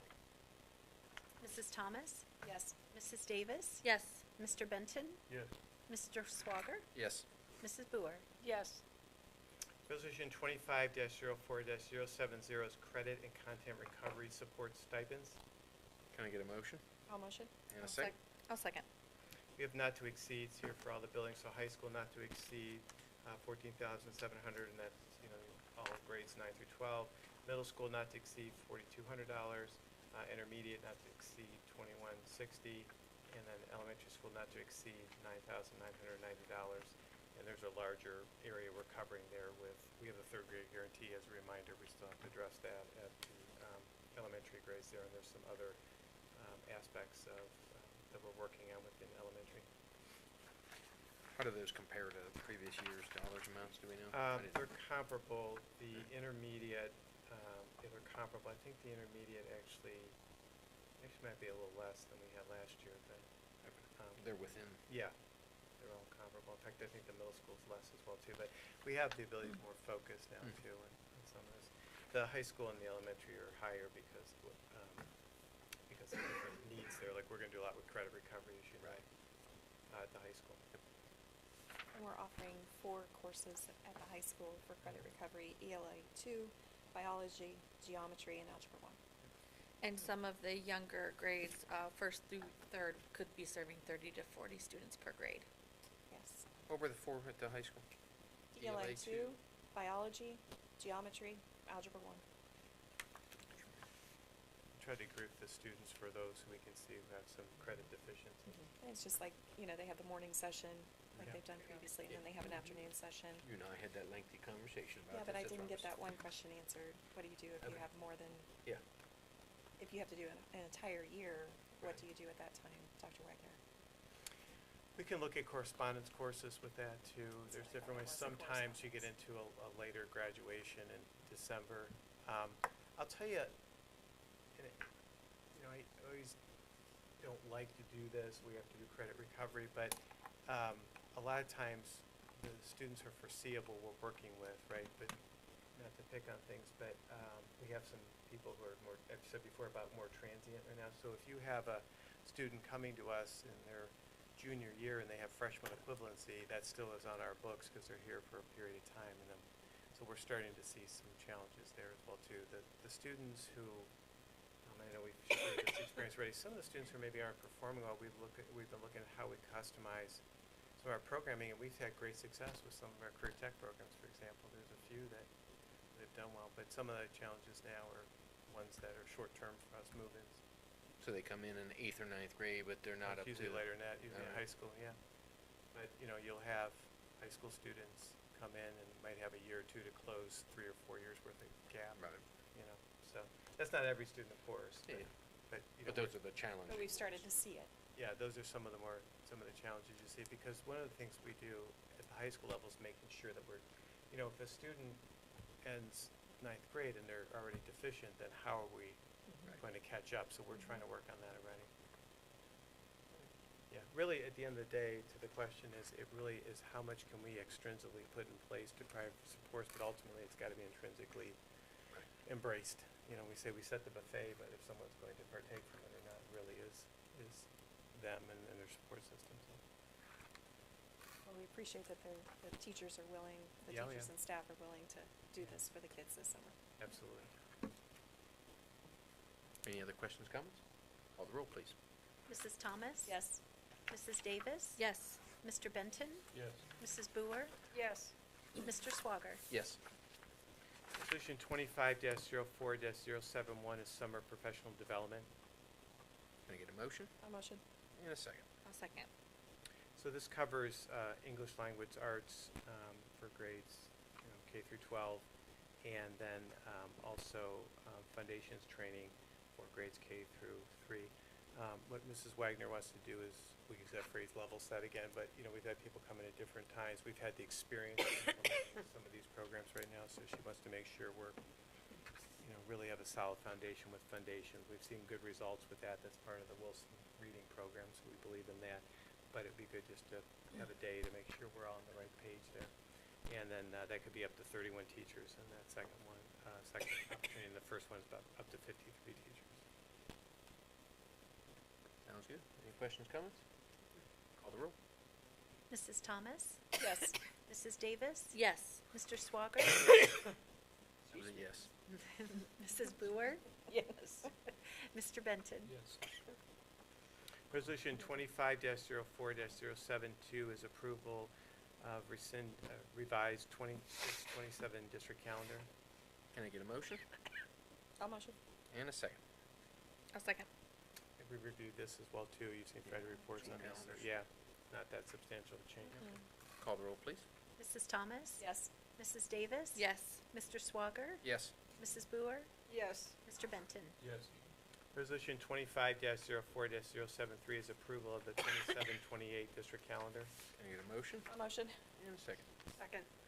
Ms. this one similarly, except that now we're pushing forward in the next area. I do want We to knew thank, this was coming. yeah, I do want to thank Mr. Blusenberg, because there's a lot of detail in this that goes in, and then we have a calendar to go through that. Mrs. Schaefer sits on that committee with some staff, so. This is one where we were watching the school year move up, and Yeah. now we'll push it back, and it Yeah. all has to do with how the weekends and holidays and everything else falls, and Yeah, we've been talking about this for a few absolutely, years. absolutely. So this is gonna get us back on cycle. Sometimes it organically happens, but Right. it hasn't happened, so we're forcing the issue. But this, otherwise you get to go so early or so late, Right. so. Yep. Call the roll, please. Mrs. Thomas? Yes. Mrs. Boer? Yes. Mr. Benton? Yes. Mrs. Davis? Yes. Mr. Swager? Yes. Resolution 25-04-074 are one of 3 building additions. This one is for the multipurpose building. Can I get a motion? I'll make the motion. And can I get a second? Second? As, Question. The GMP will come back to the board for response on this, correct? Correct. In other words, we're just not moving into it. The wording doesn't necessarily reflect that. no, I'll make sure to Okay. keep the board As long as we updated. do that with the Yep. other projects. Yep, no, absolutely. And this resolution is gonna be a little different than the next two, because you will not see a request for proposal. And this one, this was part of our original package, so, This is the only one we're definitely moving forward, just to make sure the board's all on Yes. same page here. The Yeah. first one is, it's a go on the That's multi-purpose. Not that we're not going on the others, but this is a go This in. was in our Yes. other package at the high Yeah. school. yeah. I just this- wanna make sure This we're is all part in of the the- original RFPs that we did, and, I would look back on that, Mr. McDonald and I were looking at that. That goes back well over a year we've been working on this, Yes, so, last it's, August. yeah. It's because- not new news. No, it's not, but we published those back in March, I think it was, of '24 even, and then there's discussion that goes back later than that. And the discussion we've been having and why, we're bringing this forward now is because it's a little bit of a larger building. We didn't go too big, but it's at that 12,000 square feet, so we think that meets our needs. I know the board's been through quite a few reviews of that, so. Yep. Okay. Call the roll, please. Mr. Benton? Yes. Mrs. Davis? Yes. Mr. Swager? Yes. Mrs. Thomas? Yes. Mrs. Boer? Yes. Resolution 25-04-075, this is also building additions, and this one is baseball, softball, and band concessions. Can I get a motion? I'll make the motion. And a second. I'll second, but I got a question. Okay. Same After you word- second it, we same can ask wording. all the questions you want. Same I'll wording. second it. All right. Discussion. Can we change the title? Because when you look at it, it says baseball, softball, band concessions. So if you're not listening to the meetings, if you're not involved, going to all Yeah. the different sessions, you think we're putting in 3 concessions. I see. I kind of would like to change that a little bit because we know what we've talked about is baseball drainage, baseball backstop, baseball possible away dugout, Cutting down on. cutting down the, It's one building for them all three to share. I know, but I mean, like, can we, Yeah. I Well, don't know that's what what we it had is, those but, original concept when you- of when the you're the West general- Athletic Complex, or whatever we want to call that over there. yeah. We're calling it Yeah, the I North think property. Alan said like Western, or the West Campus, the West Campus, but something, What did they- it's not that we're hiding anything, it's just Construction that, team are calling like West Campus and North Right. North it just Athletic sounds like we're putting in Improvements or 3 something. concession stands, Yeah, and it everybody's does. gonna be like, well, they were supposed to put in 3 concessions. Yeah, That's not what we're and the doing. Scope is beyond just a concession stand. Yes. right? Yeah. So Ann raises a very good point that Sure. I think it's very misleading to the public. And this is just for planning purposes. This is not- Planning, that's it, yeah. This is planning. So it's the West Athletic Complex, we'll call it, is that, Yeah, what are you guys thinking? I mean, Band it's, softball plus. it's baseball improvements, One con- softball path and building, and it's the band concession yeah. with bathrooms that can be split between softball, baseball, and band. I mean, it's one building, but it's For the servicing wayside all of those during the different football properties. season. I mean, the wayside for the football season, Right. the spring, so I mean, it's almost like I liked what you said, Alan, was like the west campus, or, you know, it would be the west part. So we want, West Athletic what are we calling it? West Campus? West campus, well, I there don't was- know whether there we was should some- say athletic, cause then they're some gonna think that maybe it's discussion another. too about, Okay. that we wanted to include, make sure band was a part of that as well too, so it's more than. Well, we could just always just, cause we wanna make sure band concessions on there, but right now, the way it reads, I feel like looks Yeah. like 3 concession stands, and everybody's gonna be like, what are we doing? Yeah, 3 concession stands. Okay. But We got we're one not- room. One room. yeah. Figure out how to split it. Just Three what window do you per- put up? But she's correct, it's, Yeah. you know, it's an improvement that's gonna affect those 3 areas. Yeah. Yep. And I would think that would be important to have the right message. And so everyone knows in the public looking at Multi-concession. that hasn't seen or talked about this is about putting in a small concession stand that can be used by the band during football, baseball during baseball, softball during softball, and a small restroom, like a permanent restroom with running water, rather than porta-johns, that during away games, the away side would actually have some That's right. restrooms. During baseball, there's a place for them to go up and use Softball. restrooms, and softball. And a walk path over to the softball fields, because there's been some challenges having a smooth walk path to get over to the softball field.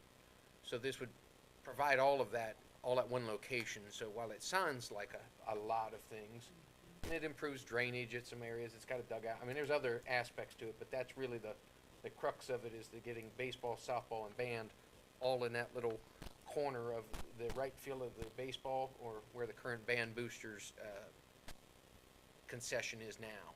Yeah.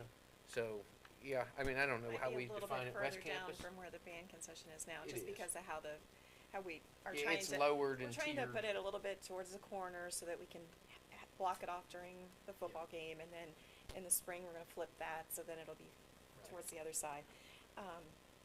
And another reason why we're doing it is when you're digging, you might as well dig all at the same time and get that out of the way, because you don't wanna go back and try to dig again, so. Well, It we're not identifying the baseball field, which has been a watering Well, trough I for said a the long baseball time. drainage, But I Yeah, mean, but if you say the backside. concessions, that doesn't make me think.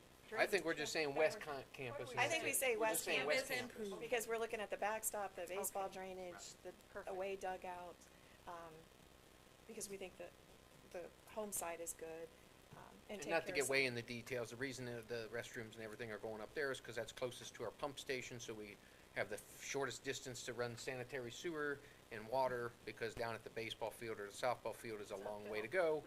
It's And the furthest while point. water flows up and down, sewer does not flow up and down as well. So putting it nearest our pump station is the most economical way to handle that, while still servicing everyone. Be sure and add that language.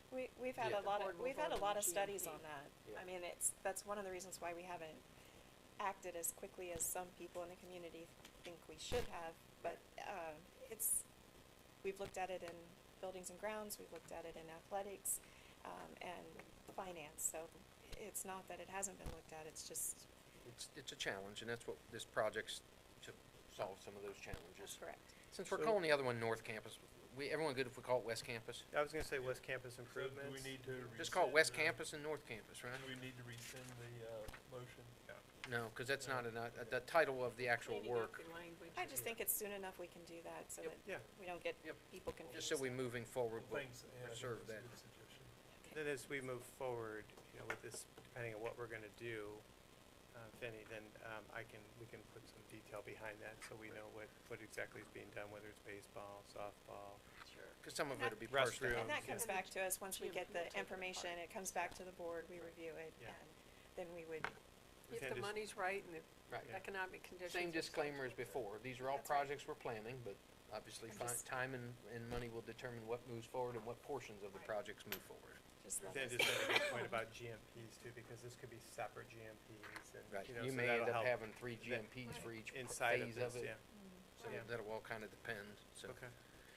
And this resolution, as well as the next one, if you notice, this is the one I'm gonna call out too. We're gonna review the need for a request for proposal before anything else. Right. So if the board approves this tonight, that'll be the next step, because this was somewhat contained in the initial RFP, but we wanna make sure we're covered on all that, so I may have to take that out again, to the public, but we'll see. Any other questions, comments? Call the roll. Mr. Benton? Yes. Mrs. Thomas? Yes, Mrs. Boer? Yes, Mr. Swager? Yes. Mrs. Davis? Yes. Resolution 25-04-076, building additions, and this is the North Campus. Can I get a motion? I'll make the motion. I'll second. Same discussion and Yep, comment on same- this? Same discussion, yep, and then the request for proposal, same thing with this one as well, too. Any Yep. questions on this one? I think we all know what we're talking about on this one. Call the roll, please. Mr. Benton? Yes. Mrs. Thomas? Yes. Mrs. Boer? Yes. Mr. Swager? Yes. Mrs. Davis? Yes. Resolution 25-04-077, Chromebook purchase. Can I get a motion? A motion. I'll second it. On this one, I know we talked about this a bit, but we put the new cost in there not to exceed of just $117,450. I'm not sure after today that we heard that it'll be that high, but we'll keep the board updated. We're gonna always try to, I trust that Get the you'll get the best. best deal Yep. possible. That's right. yeah, okay, well, but that'll be your maximum exposure as the board, and then we believe we can do better, but we'll keep you updated. Any questions, comments on this one? Call the roll, please. Mrs. Thomas? Yes. Mr. Benton? Yes. Mr. Swager? Yes. Mrs. Boer? Yes. Mrs. Davis? Yes. Resolution 25-04-078 is approval of landscape design solutions contract. Get a motion I'll motion. and a second. Second. On this, we've had this company for years, and they asked for a multi-year contract because we're looking at some things and how we're structured, especially for the future, and changing footprint with physical buildings and fields. Now, we're recommending just a one-year contract for this, and we'll immediately start looking at long-term options and whether we want to come back with a multi-year or, maybe even go out to bid on this. I'm assuming on the grounds of maintenance, we have a mowing schedule that they must follow and all Yes. that. Yes, and we checked, they are also including the city in the reclaim. Dave Jennings got them included in there. Okay. And their price didn't change Okay. since we asked for. Cornell School. Okay, sounds great. Thank you. Any other questions, comments on that? Call the roll, please. Mrs. Thomas? Yes. Mrs. Boer? Yes. Mr. Swager? Yes. Mr. Benton? Yes. Mrs. Davis? Yes. Resolution 25-04-079 is Tech Cred Artificial Intelligence Training. Can I get a motion A motion. and a second? I'll second. We put this one on the board agenda. This training runs through Muskingum Valley ESC. Initially, we thought that they would automatically pay this, but we found a little different arrangement with the state and school districts, so we're asking the board to approve it so we can get it paid for, and then they reimburse us. So that's the only reason why we brought it to the agenda, for the board for the agenda. Otherwise, we thought they were going to do a direct pay. Any questions, comments on this? How many teachers are going? It depends, actually. Mrs. Heibel's leading this, and we had an initial, how many people are in initial? 15, and then you applied for a second one, and we've been funded as well, too. I was actually in the initial training. So I went through, it was 6-hour training, and then we have a second wave. So we'll get the next group in, and you can continually apply for this. Great. Sounds good. Any other questions, comments? Call the roll, please. Mrs. Thomas? Yes. Mrs. Davis? Yes. Mr. Swager? Yes. Mrs. Boer? Yes. Mr. Benton? Yes. Resolution 25-04-080, Children's Conservation League of Johnstown Facility Fee Waiver Approval. Can I get a motion A motion. and a second? Second. This is on October 28th, and this would be our second year doing this. We have a nice partnership with that group, so. And this is at JIS, or is it Yeah, it's a Yes. JIS. JIS? Yes. Right, that's Yeah. right. They had it there this past year. Yeah. And Yeah. I think they enjoyed the facility. Yep. We got a nice little note from them. Yes, we Thank Yeah, you, yeah. Allison. They did it very nice. Mrs. Stafford usually comes to the Yeah. meeting and asks. Any other questions, comments, or did I get a motion and a second? A motion. We're good to go. Call the roll, please. Mrs. Thomas? Yes. Mrs. Boer? Yes. Mrs. Davis? Yes. Mr. Benton? Yes. Mr. Swager? Yes. Resolution 25-04-081 is approval of overnight extended student trip to the Big Red Band. Can I get a motion A motion. and a second? I'll second it. Discussion? I've talked with some board members. I think there's some questions too about, is there ways that we could try to support families a little bit more from this? I think there's been an increasing cost, and as we talked about earlier, some certainly financial challenges, instability sometimes, so I'm gonna take that forward. I think we looked at some of that last year, but I'll make sure it's looked at and see if some of the fundraising dollars could be targeted or some other ways we can help with the funding, because I think it's about $350. It's $350, and I believe they give a discount. I don't know what that is, but they get a discount if they have another child in band that was also attending the camp. How much is the camp itself, do we know? 69,000, it's in the, What, do we know what the per price per, yeah, I guess is 350 covering the total cost, or are they offsetting it and 350 is what's left? I don't really know.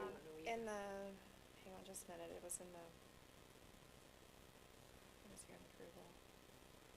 It's like 64,400, I think. I just didn't know how many kids, how to divide that in. So the estimated total cost is 64,400, about 350 per student, and they think that, so if someone's got their calculator ready, 64,400, and they think 184 students. 350. So exactly 350, okay. So they're paying for the And I full think cost, so that- no yeah. fundraising is going towards this. That was my question. I would like to just add one comment to what Ann's doing. For some of us, we bought an awful lot of cakes, and for over the years, I've thought that offsets some of the family responsibility for camp. So I don't know that I'm right. Or I is it, just remember hearing that. So if we're not doing fundraising for that, or if we are, I would be curious to know what portion goes back to the family. I know that typically it's the mattress sale that goes back to the camp. And I think it's the year Amanda had it, so there would be two, last year and the year before, it would have been 15. It goes back to the, it's not a very large amount, but one of the So things. did they deduct that from the 350 afterwards? So they tell you it's 350, but then later on you learn it's 280, just say? Yes. Is that, okay. You'll get I'm a. not familiar with it. You'll get, I'm not so it's either, called a so- charm account, Okay. and they run that through the charm account. You log in as a parent, and you can see what your balance is on there, and then you would just pay that. You have the opportunity to put a deposit in, paid in full, put a deposit in, or by the time camp comes around, which would be this July 27th, or is it? Is it July 27th? Yeah, that's the date, Yes. the first day of the camp. So let's say it's July 27th, so they would have to pay by a certain date. But the band boosters puts in their initial deposit of the kids that are gonna go. And then, but it's $350 per student, and I think that, Do we know on average what did they end up paying? Yeah. I mean, I just don't have a concept. at all. $350. They end up paying the full 350? Okay. I don't know. I mean, A I'm lot not. I of them don't do. either. Okay. The first year. 'Cause I'm thinking back like when Evan my son went to DC or something. Like I paid up front and then I got a check back after, like I paid the full Right, amount up they- front and then later on I got a check reimbursing me for whatever sales they did or whatever, and that's why I didn't know if it worked the same way. Do you get a, I don't know. okay. well, That's my only reference is the same. I Your paid charter it up account will front. tell you, but like I said, you know, they have to have fundraisers that are going towards that. Okay. And, I Is- think we talked about it last year too. We'd like to see some funding. I mean, even at DC, the kids have an opportunity to get half of their, I believe it's half. No. It's something But like that. even fifth grade camp. they we're got looking at- $80 off this year per student Yeah. fundraising. We're even So- looking at fifth The grade candy camp. But there's Singles a and- scholar, Yeah. But, scholarships, and there's I know financial that they have support. scholarships and, you know, no Yeah. child is turned away from band camp for financial reasons. But the other thing to look at is, you know, they have a fundraiser every month. They have the cake auction, they've had the fanfare fall, out on the field in October. You can go to Texas Roadhouse tonight. That's all I Texas think on Roadhouse Facebook tonight, about a that 10% today. donation. They had the American Legion spaghetti, and I'm excited that they fundraise and that they're out there fundraising. I don't wanna say that, but that I'm upset about it. I just, like any other extracurricular activity, if they can help offset the cost. I think $350 for a camp is expensive when you're going every year. And I know it's affected the numbers for New York because the senior parents are like, you have to choose which one. And I do know that that is a conversation that goes on. So it's just level setting. You know, senior year is expensive. We all know that. We've all had seniors. So there's a lot of expenses, and I just Well, would like to see a little help with that. What we'll do I is. don't want to say that I'm telling or dictating, just, Yeah, no, I think that's fair. A lot of questions, so we'll take that forward, and we can bring that back to either curriculum or finance. We'll bring one of those two back and look at review and talk about how we'll handle band camp, and I have some things I'm working on with fundraisers in general, and Mrs. Strobey's helping me. That'll fit in with a calendar that we're trying to develop for the district anyways. It's a nice camp. Yeah, That's what I was just gonna say, nobody has any issue with the actual band camp, No. it's just the funding mechanism and. It's a and- very and- nice camp. I think everybody's happy with the camp. It's a nice camp. The kids like it. The cabins are cabins. I mean, Yeah. you know, they're not, it's not the. It's just the financial impact on the. It's a on the financial families. impact, and then they're going every year, and they're adding days, so now they're up to 6 days, and, that's a lot. Yep. Well, we'll definitely look into it, and we'll be able to get you some answers and talk about the future. Okay. All right. Anything that, well, I guess we'll vote on this now, that we've had that. Yeah. All right. I Call the think roll, because of this date, I think we really should this year. Yeah, yeah. Yeah, I don't think anyone's opposed to the camp and no one's looking to stop the No. camp. It's just a Yeah. matter of looking at the funding mechanism for the Right. camp Right. just in like to future see, years. yes. And I think we talked about it last year, so I think when it comes up again in the fall, you know, if they put Right. their application in the next time, that's what I'm gonna say.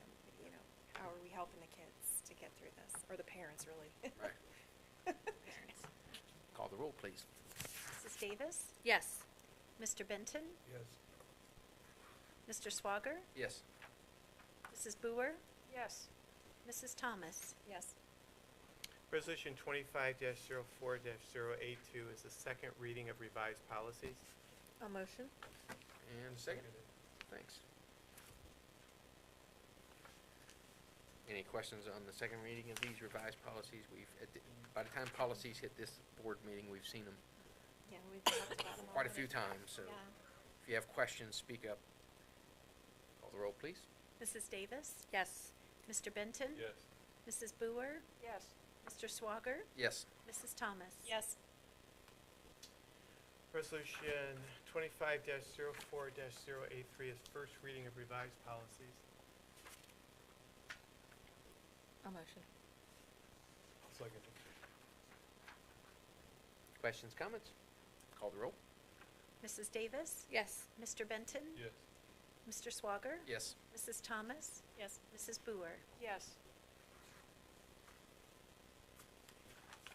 Resolution 25-04-084, first reading to rescind policies. I'll make the motion.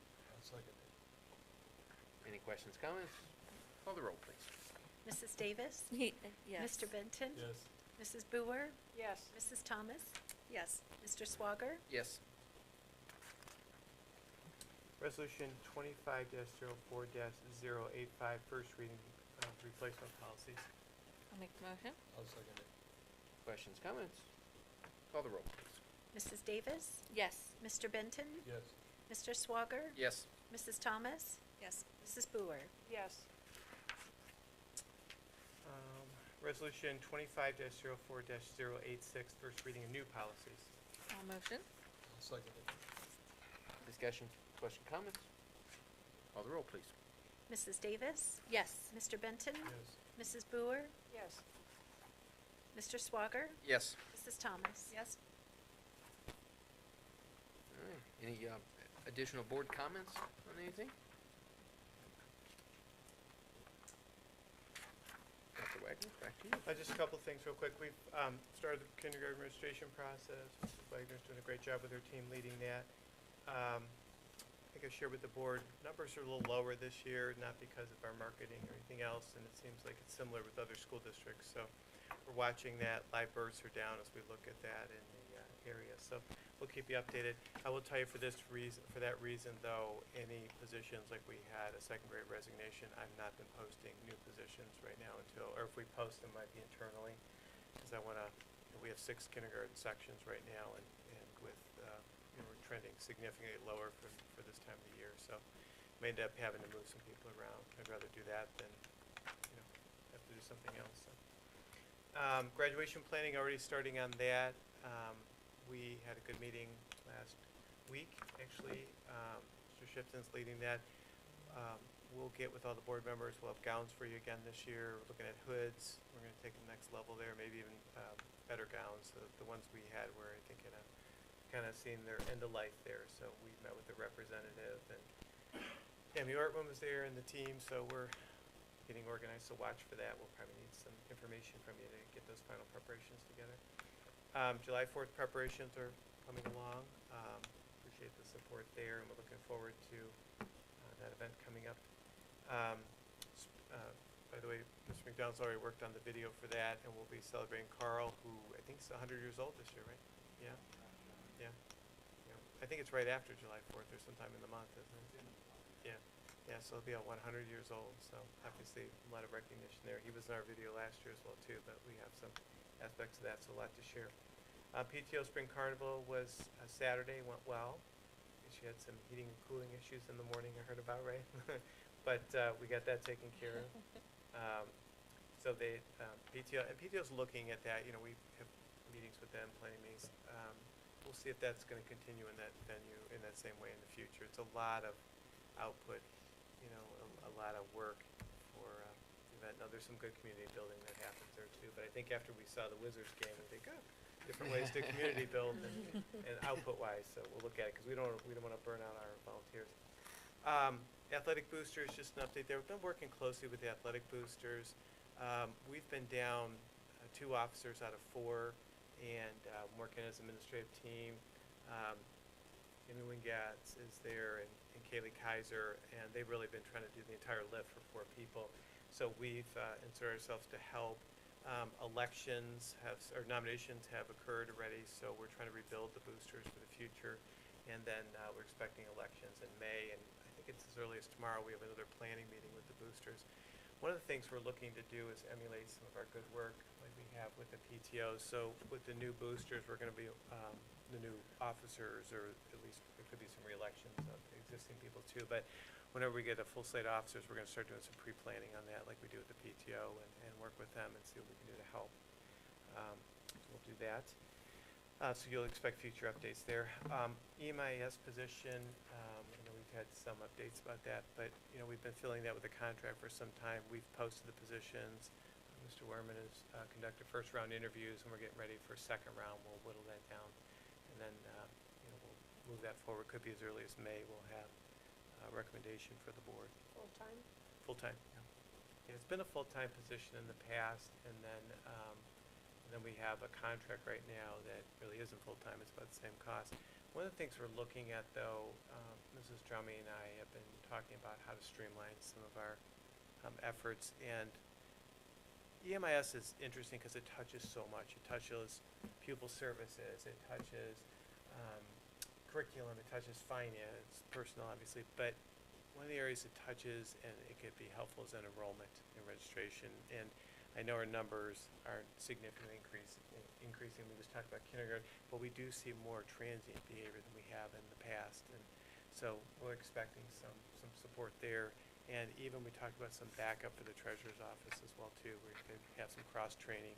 Because we're small as an organization, so we have to wear a lot of hats. But when they get called upon, those thin numbers show themselves. So we'll keep you updated about that. But we think we can come in probably less than the contract cost, or in that ballpark. So that should be good. Housing projects, just want to give the board an update there. You know, we're always trying to demand a seat at the table and make sure that we're there at the early discussions. I've been invited to 2 meetings with Jersey Township, and they're talking about some overlay of some of their township properties, so we've been involved with that and making sure that we understand what the development could look like in terms of commercial, certainly the residential aspect. And you know, I'm always interested in multifamily. People would be surprised to know the number of multifamilies we have in the district already, so I want to make sure that we really have good planning for that, and again, have our voices heard. So working with Jersey Township, very cooperative with them. That we appreciate being on the front end of that. And then also, you know, we're watching Leafy Dell, because the apartment will come online there at some point. Last I've seen, it's 72 to 74 units. That's probably our most immediate need, or immediate new residents that'll come online. And then development at Mink and 161 as well too. Now that'll affect probably 3 school districts. Well, I should say probably it will. It'll affect us, Licking Heights, and Northridge as well too. So working on that. So anytime you want updates, let me know, or I'll keep providing them. I put student fees on here. Wanted a little direction from the board. Don't need a vote tonight, but you know, one one of the things that the board did last year, and we had a study, so we did it kind of late in the year, but the board approved really abolishing most student fees. We had a few for some of the technical programs at the upper grades. But we looked at supplies and student fees, and just wanted some direction. Do you want us to look at that again? Because I think that we can do that again for the fall, and I believe we can manage the costs on that. We had a little bit of a discussion in finance about that. I was just gonna say, I'll lean to the finance committee to tell me if that's something that they're recommending, and, I mean, obviously, if finance tells us we can do it, it's a great thing, and it's a way to help out, so. I was gonna just say, I know that last year we approved it a little bit late in the summer as far as like, ordering supplies and things, and so I know for some of it was, we got what was available, and I know that they're working this year to have, Better I think you already quality. have lists built for, but I guess some information I'd be interested in seeing is, projected cost for next year, just, did some things not last? This year, what were we replacing? Were we replacing just some things here and there, or was it entire folders for entire grades? So, you know what I mean? I would just kind of love. Or the anticipated cost versus actual cost. Yeah, Right. yeah, and this year. then, yeah, what we would project for the next year. And do they have supplies left over? Because I think, they ordered so much. I mean, did we have Did some enough? things last, yeah. Did we have extra? We can give you an update on Yeah. all that. Generally, I'd say we're supportive of it as a group, correct? Just getting into the details. Okay. And she's also gonna look at bundling, was one of the things that Yeah. she's requesting. Because that's one of the challenges that we had last year, was everything comes in bulk, and then we have to sort through it to get it into The assembly line they had down there? assembly line, right, so we're looking at bundling, see if there's enough charge for that. The consumability of some things, it hasn't held up. Yeah. I think it's third grade, we're testing now different headphones, third grade. Yeah. The headphones we had just aren't holding up, so we actually are into the over-the-ear ones right now, and I think those are holding up well, but we're having that issue even at the intermediate too. So it might be worth putting a few dollars in, then we could see more and see what Sure. the life cycle is, and that might get more than a year, but we'll get all that for you. Right. But I would tell you that other than, I know it was a little late and we had some challenges sourcing, generally it's gone well. I think families really appreciate it, so we'll finish our study, and depending on where we are with our committee structure, maybe we can bring that back to the board as early as May. Okay, so we'd like to, What if teachers don't foresee something they really need down the road? How do we handle that?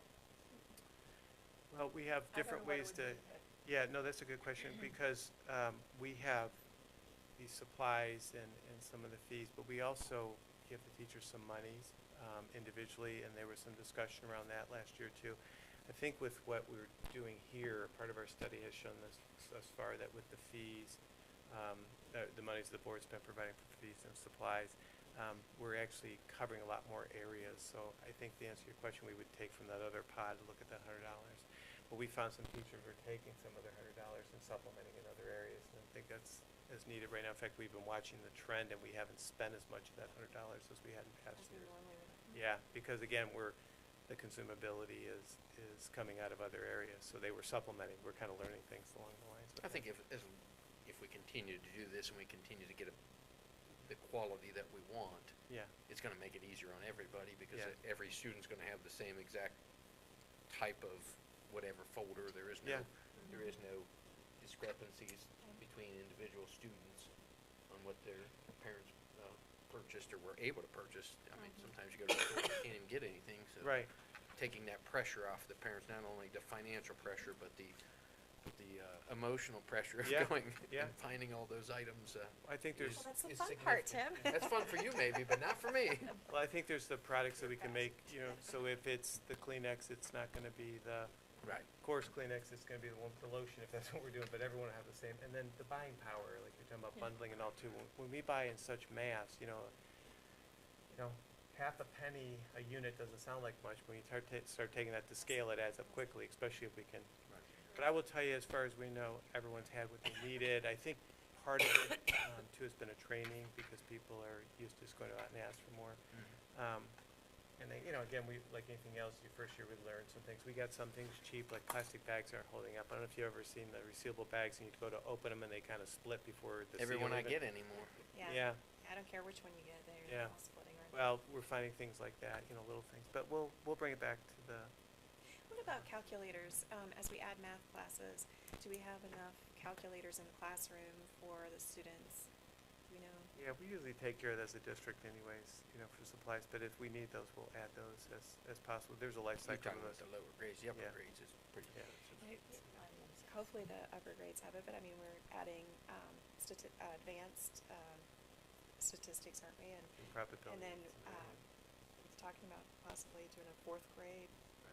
So just want to make sure we have calculators in those grades. If we A lot of times we build those into supplies from curriculum, so you'll see, so whether it's manipulatives they're using, or whether they're using calculator software, we try to wrap that all in, that's in one of the lines, so we typically don't charge those families unless they're taking it with them, like sometimes some of the upper graphing calculators, we would do that years ago, and kids would take it with them. And they still do. Yeah, just want to make sure they have a calculator. yeah, the supplies that, That's the hard one to the, find when you're out there, actually.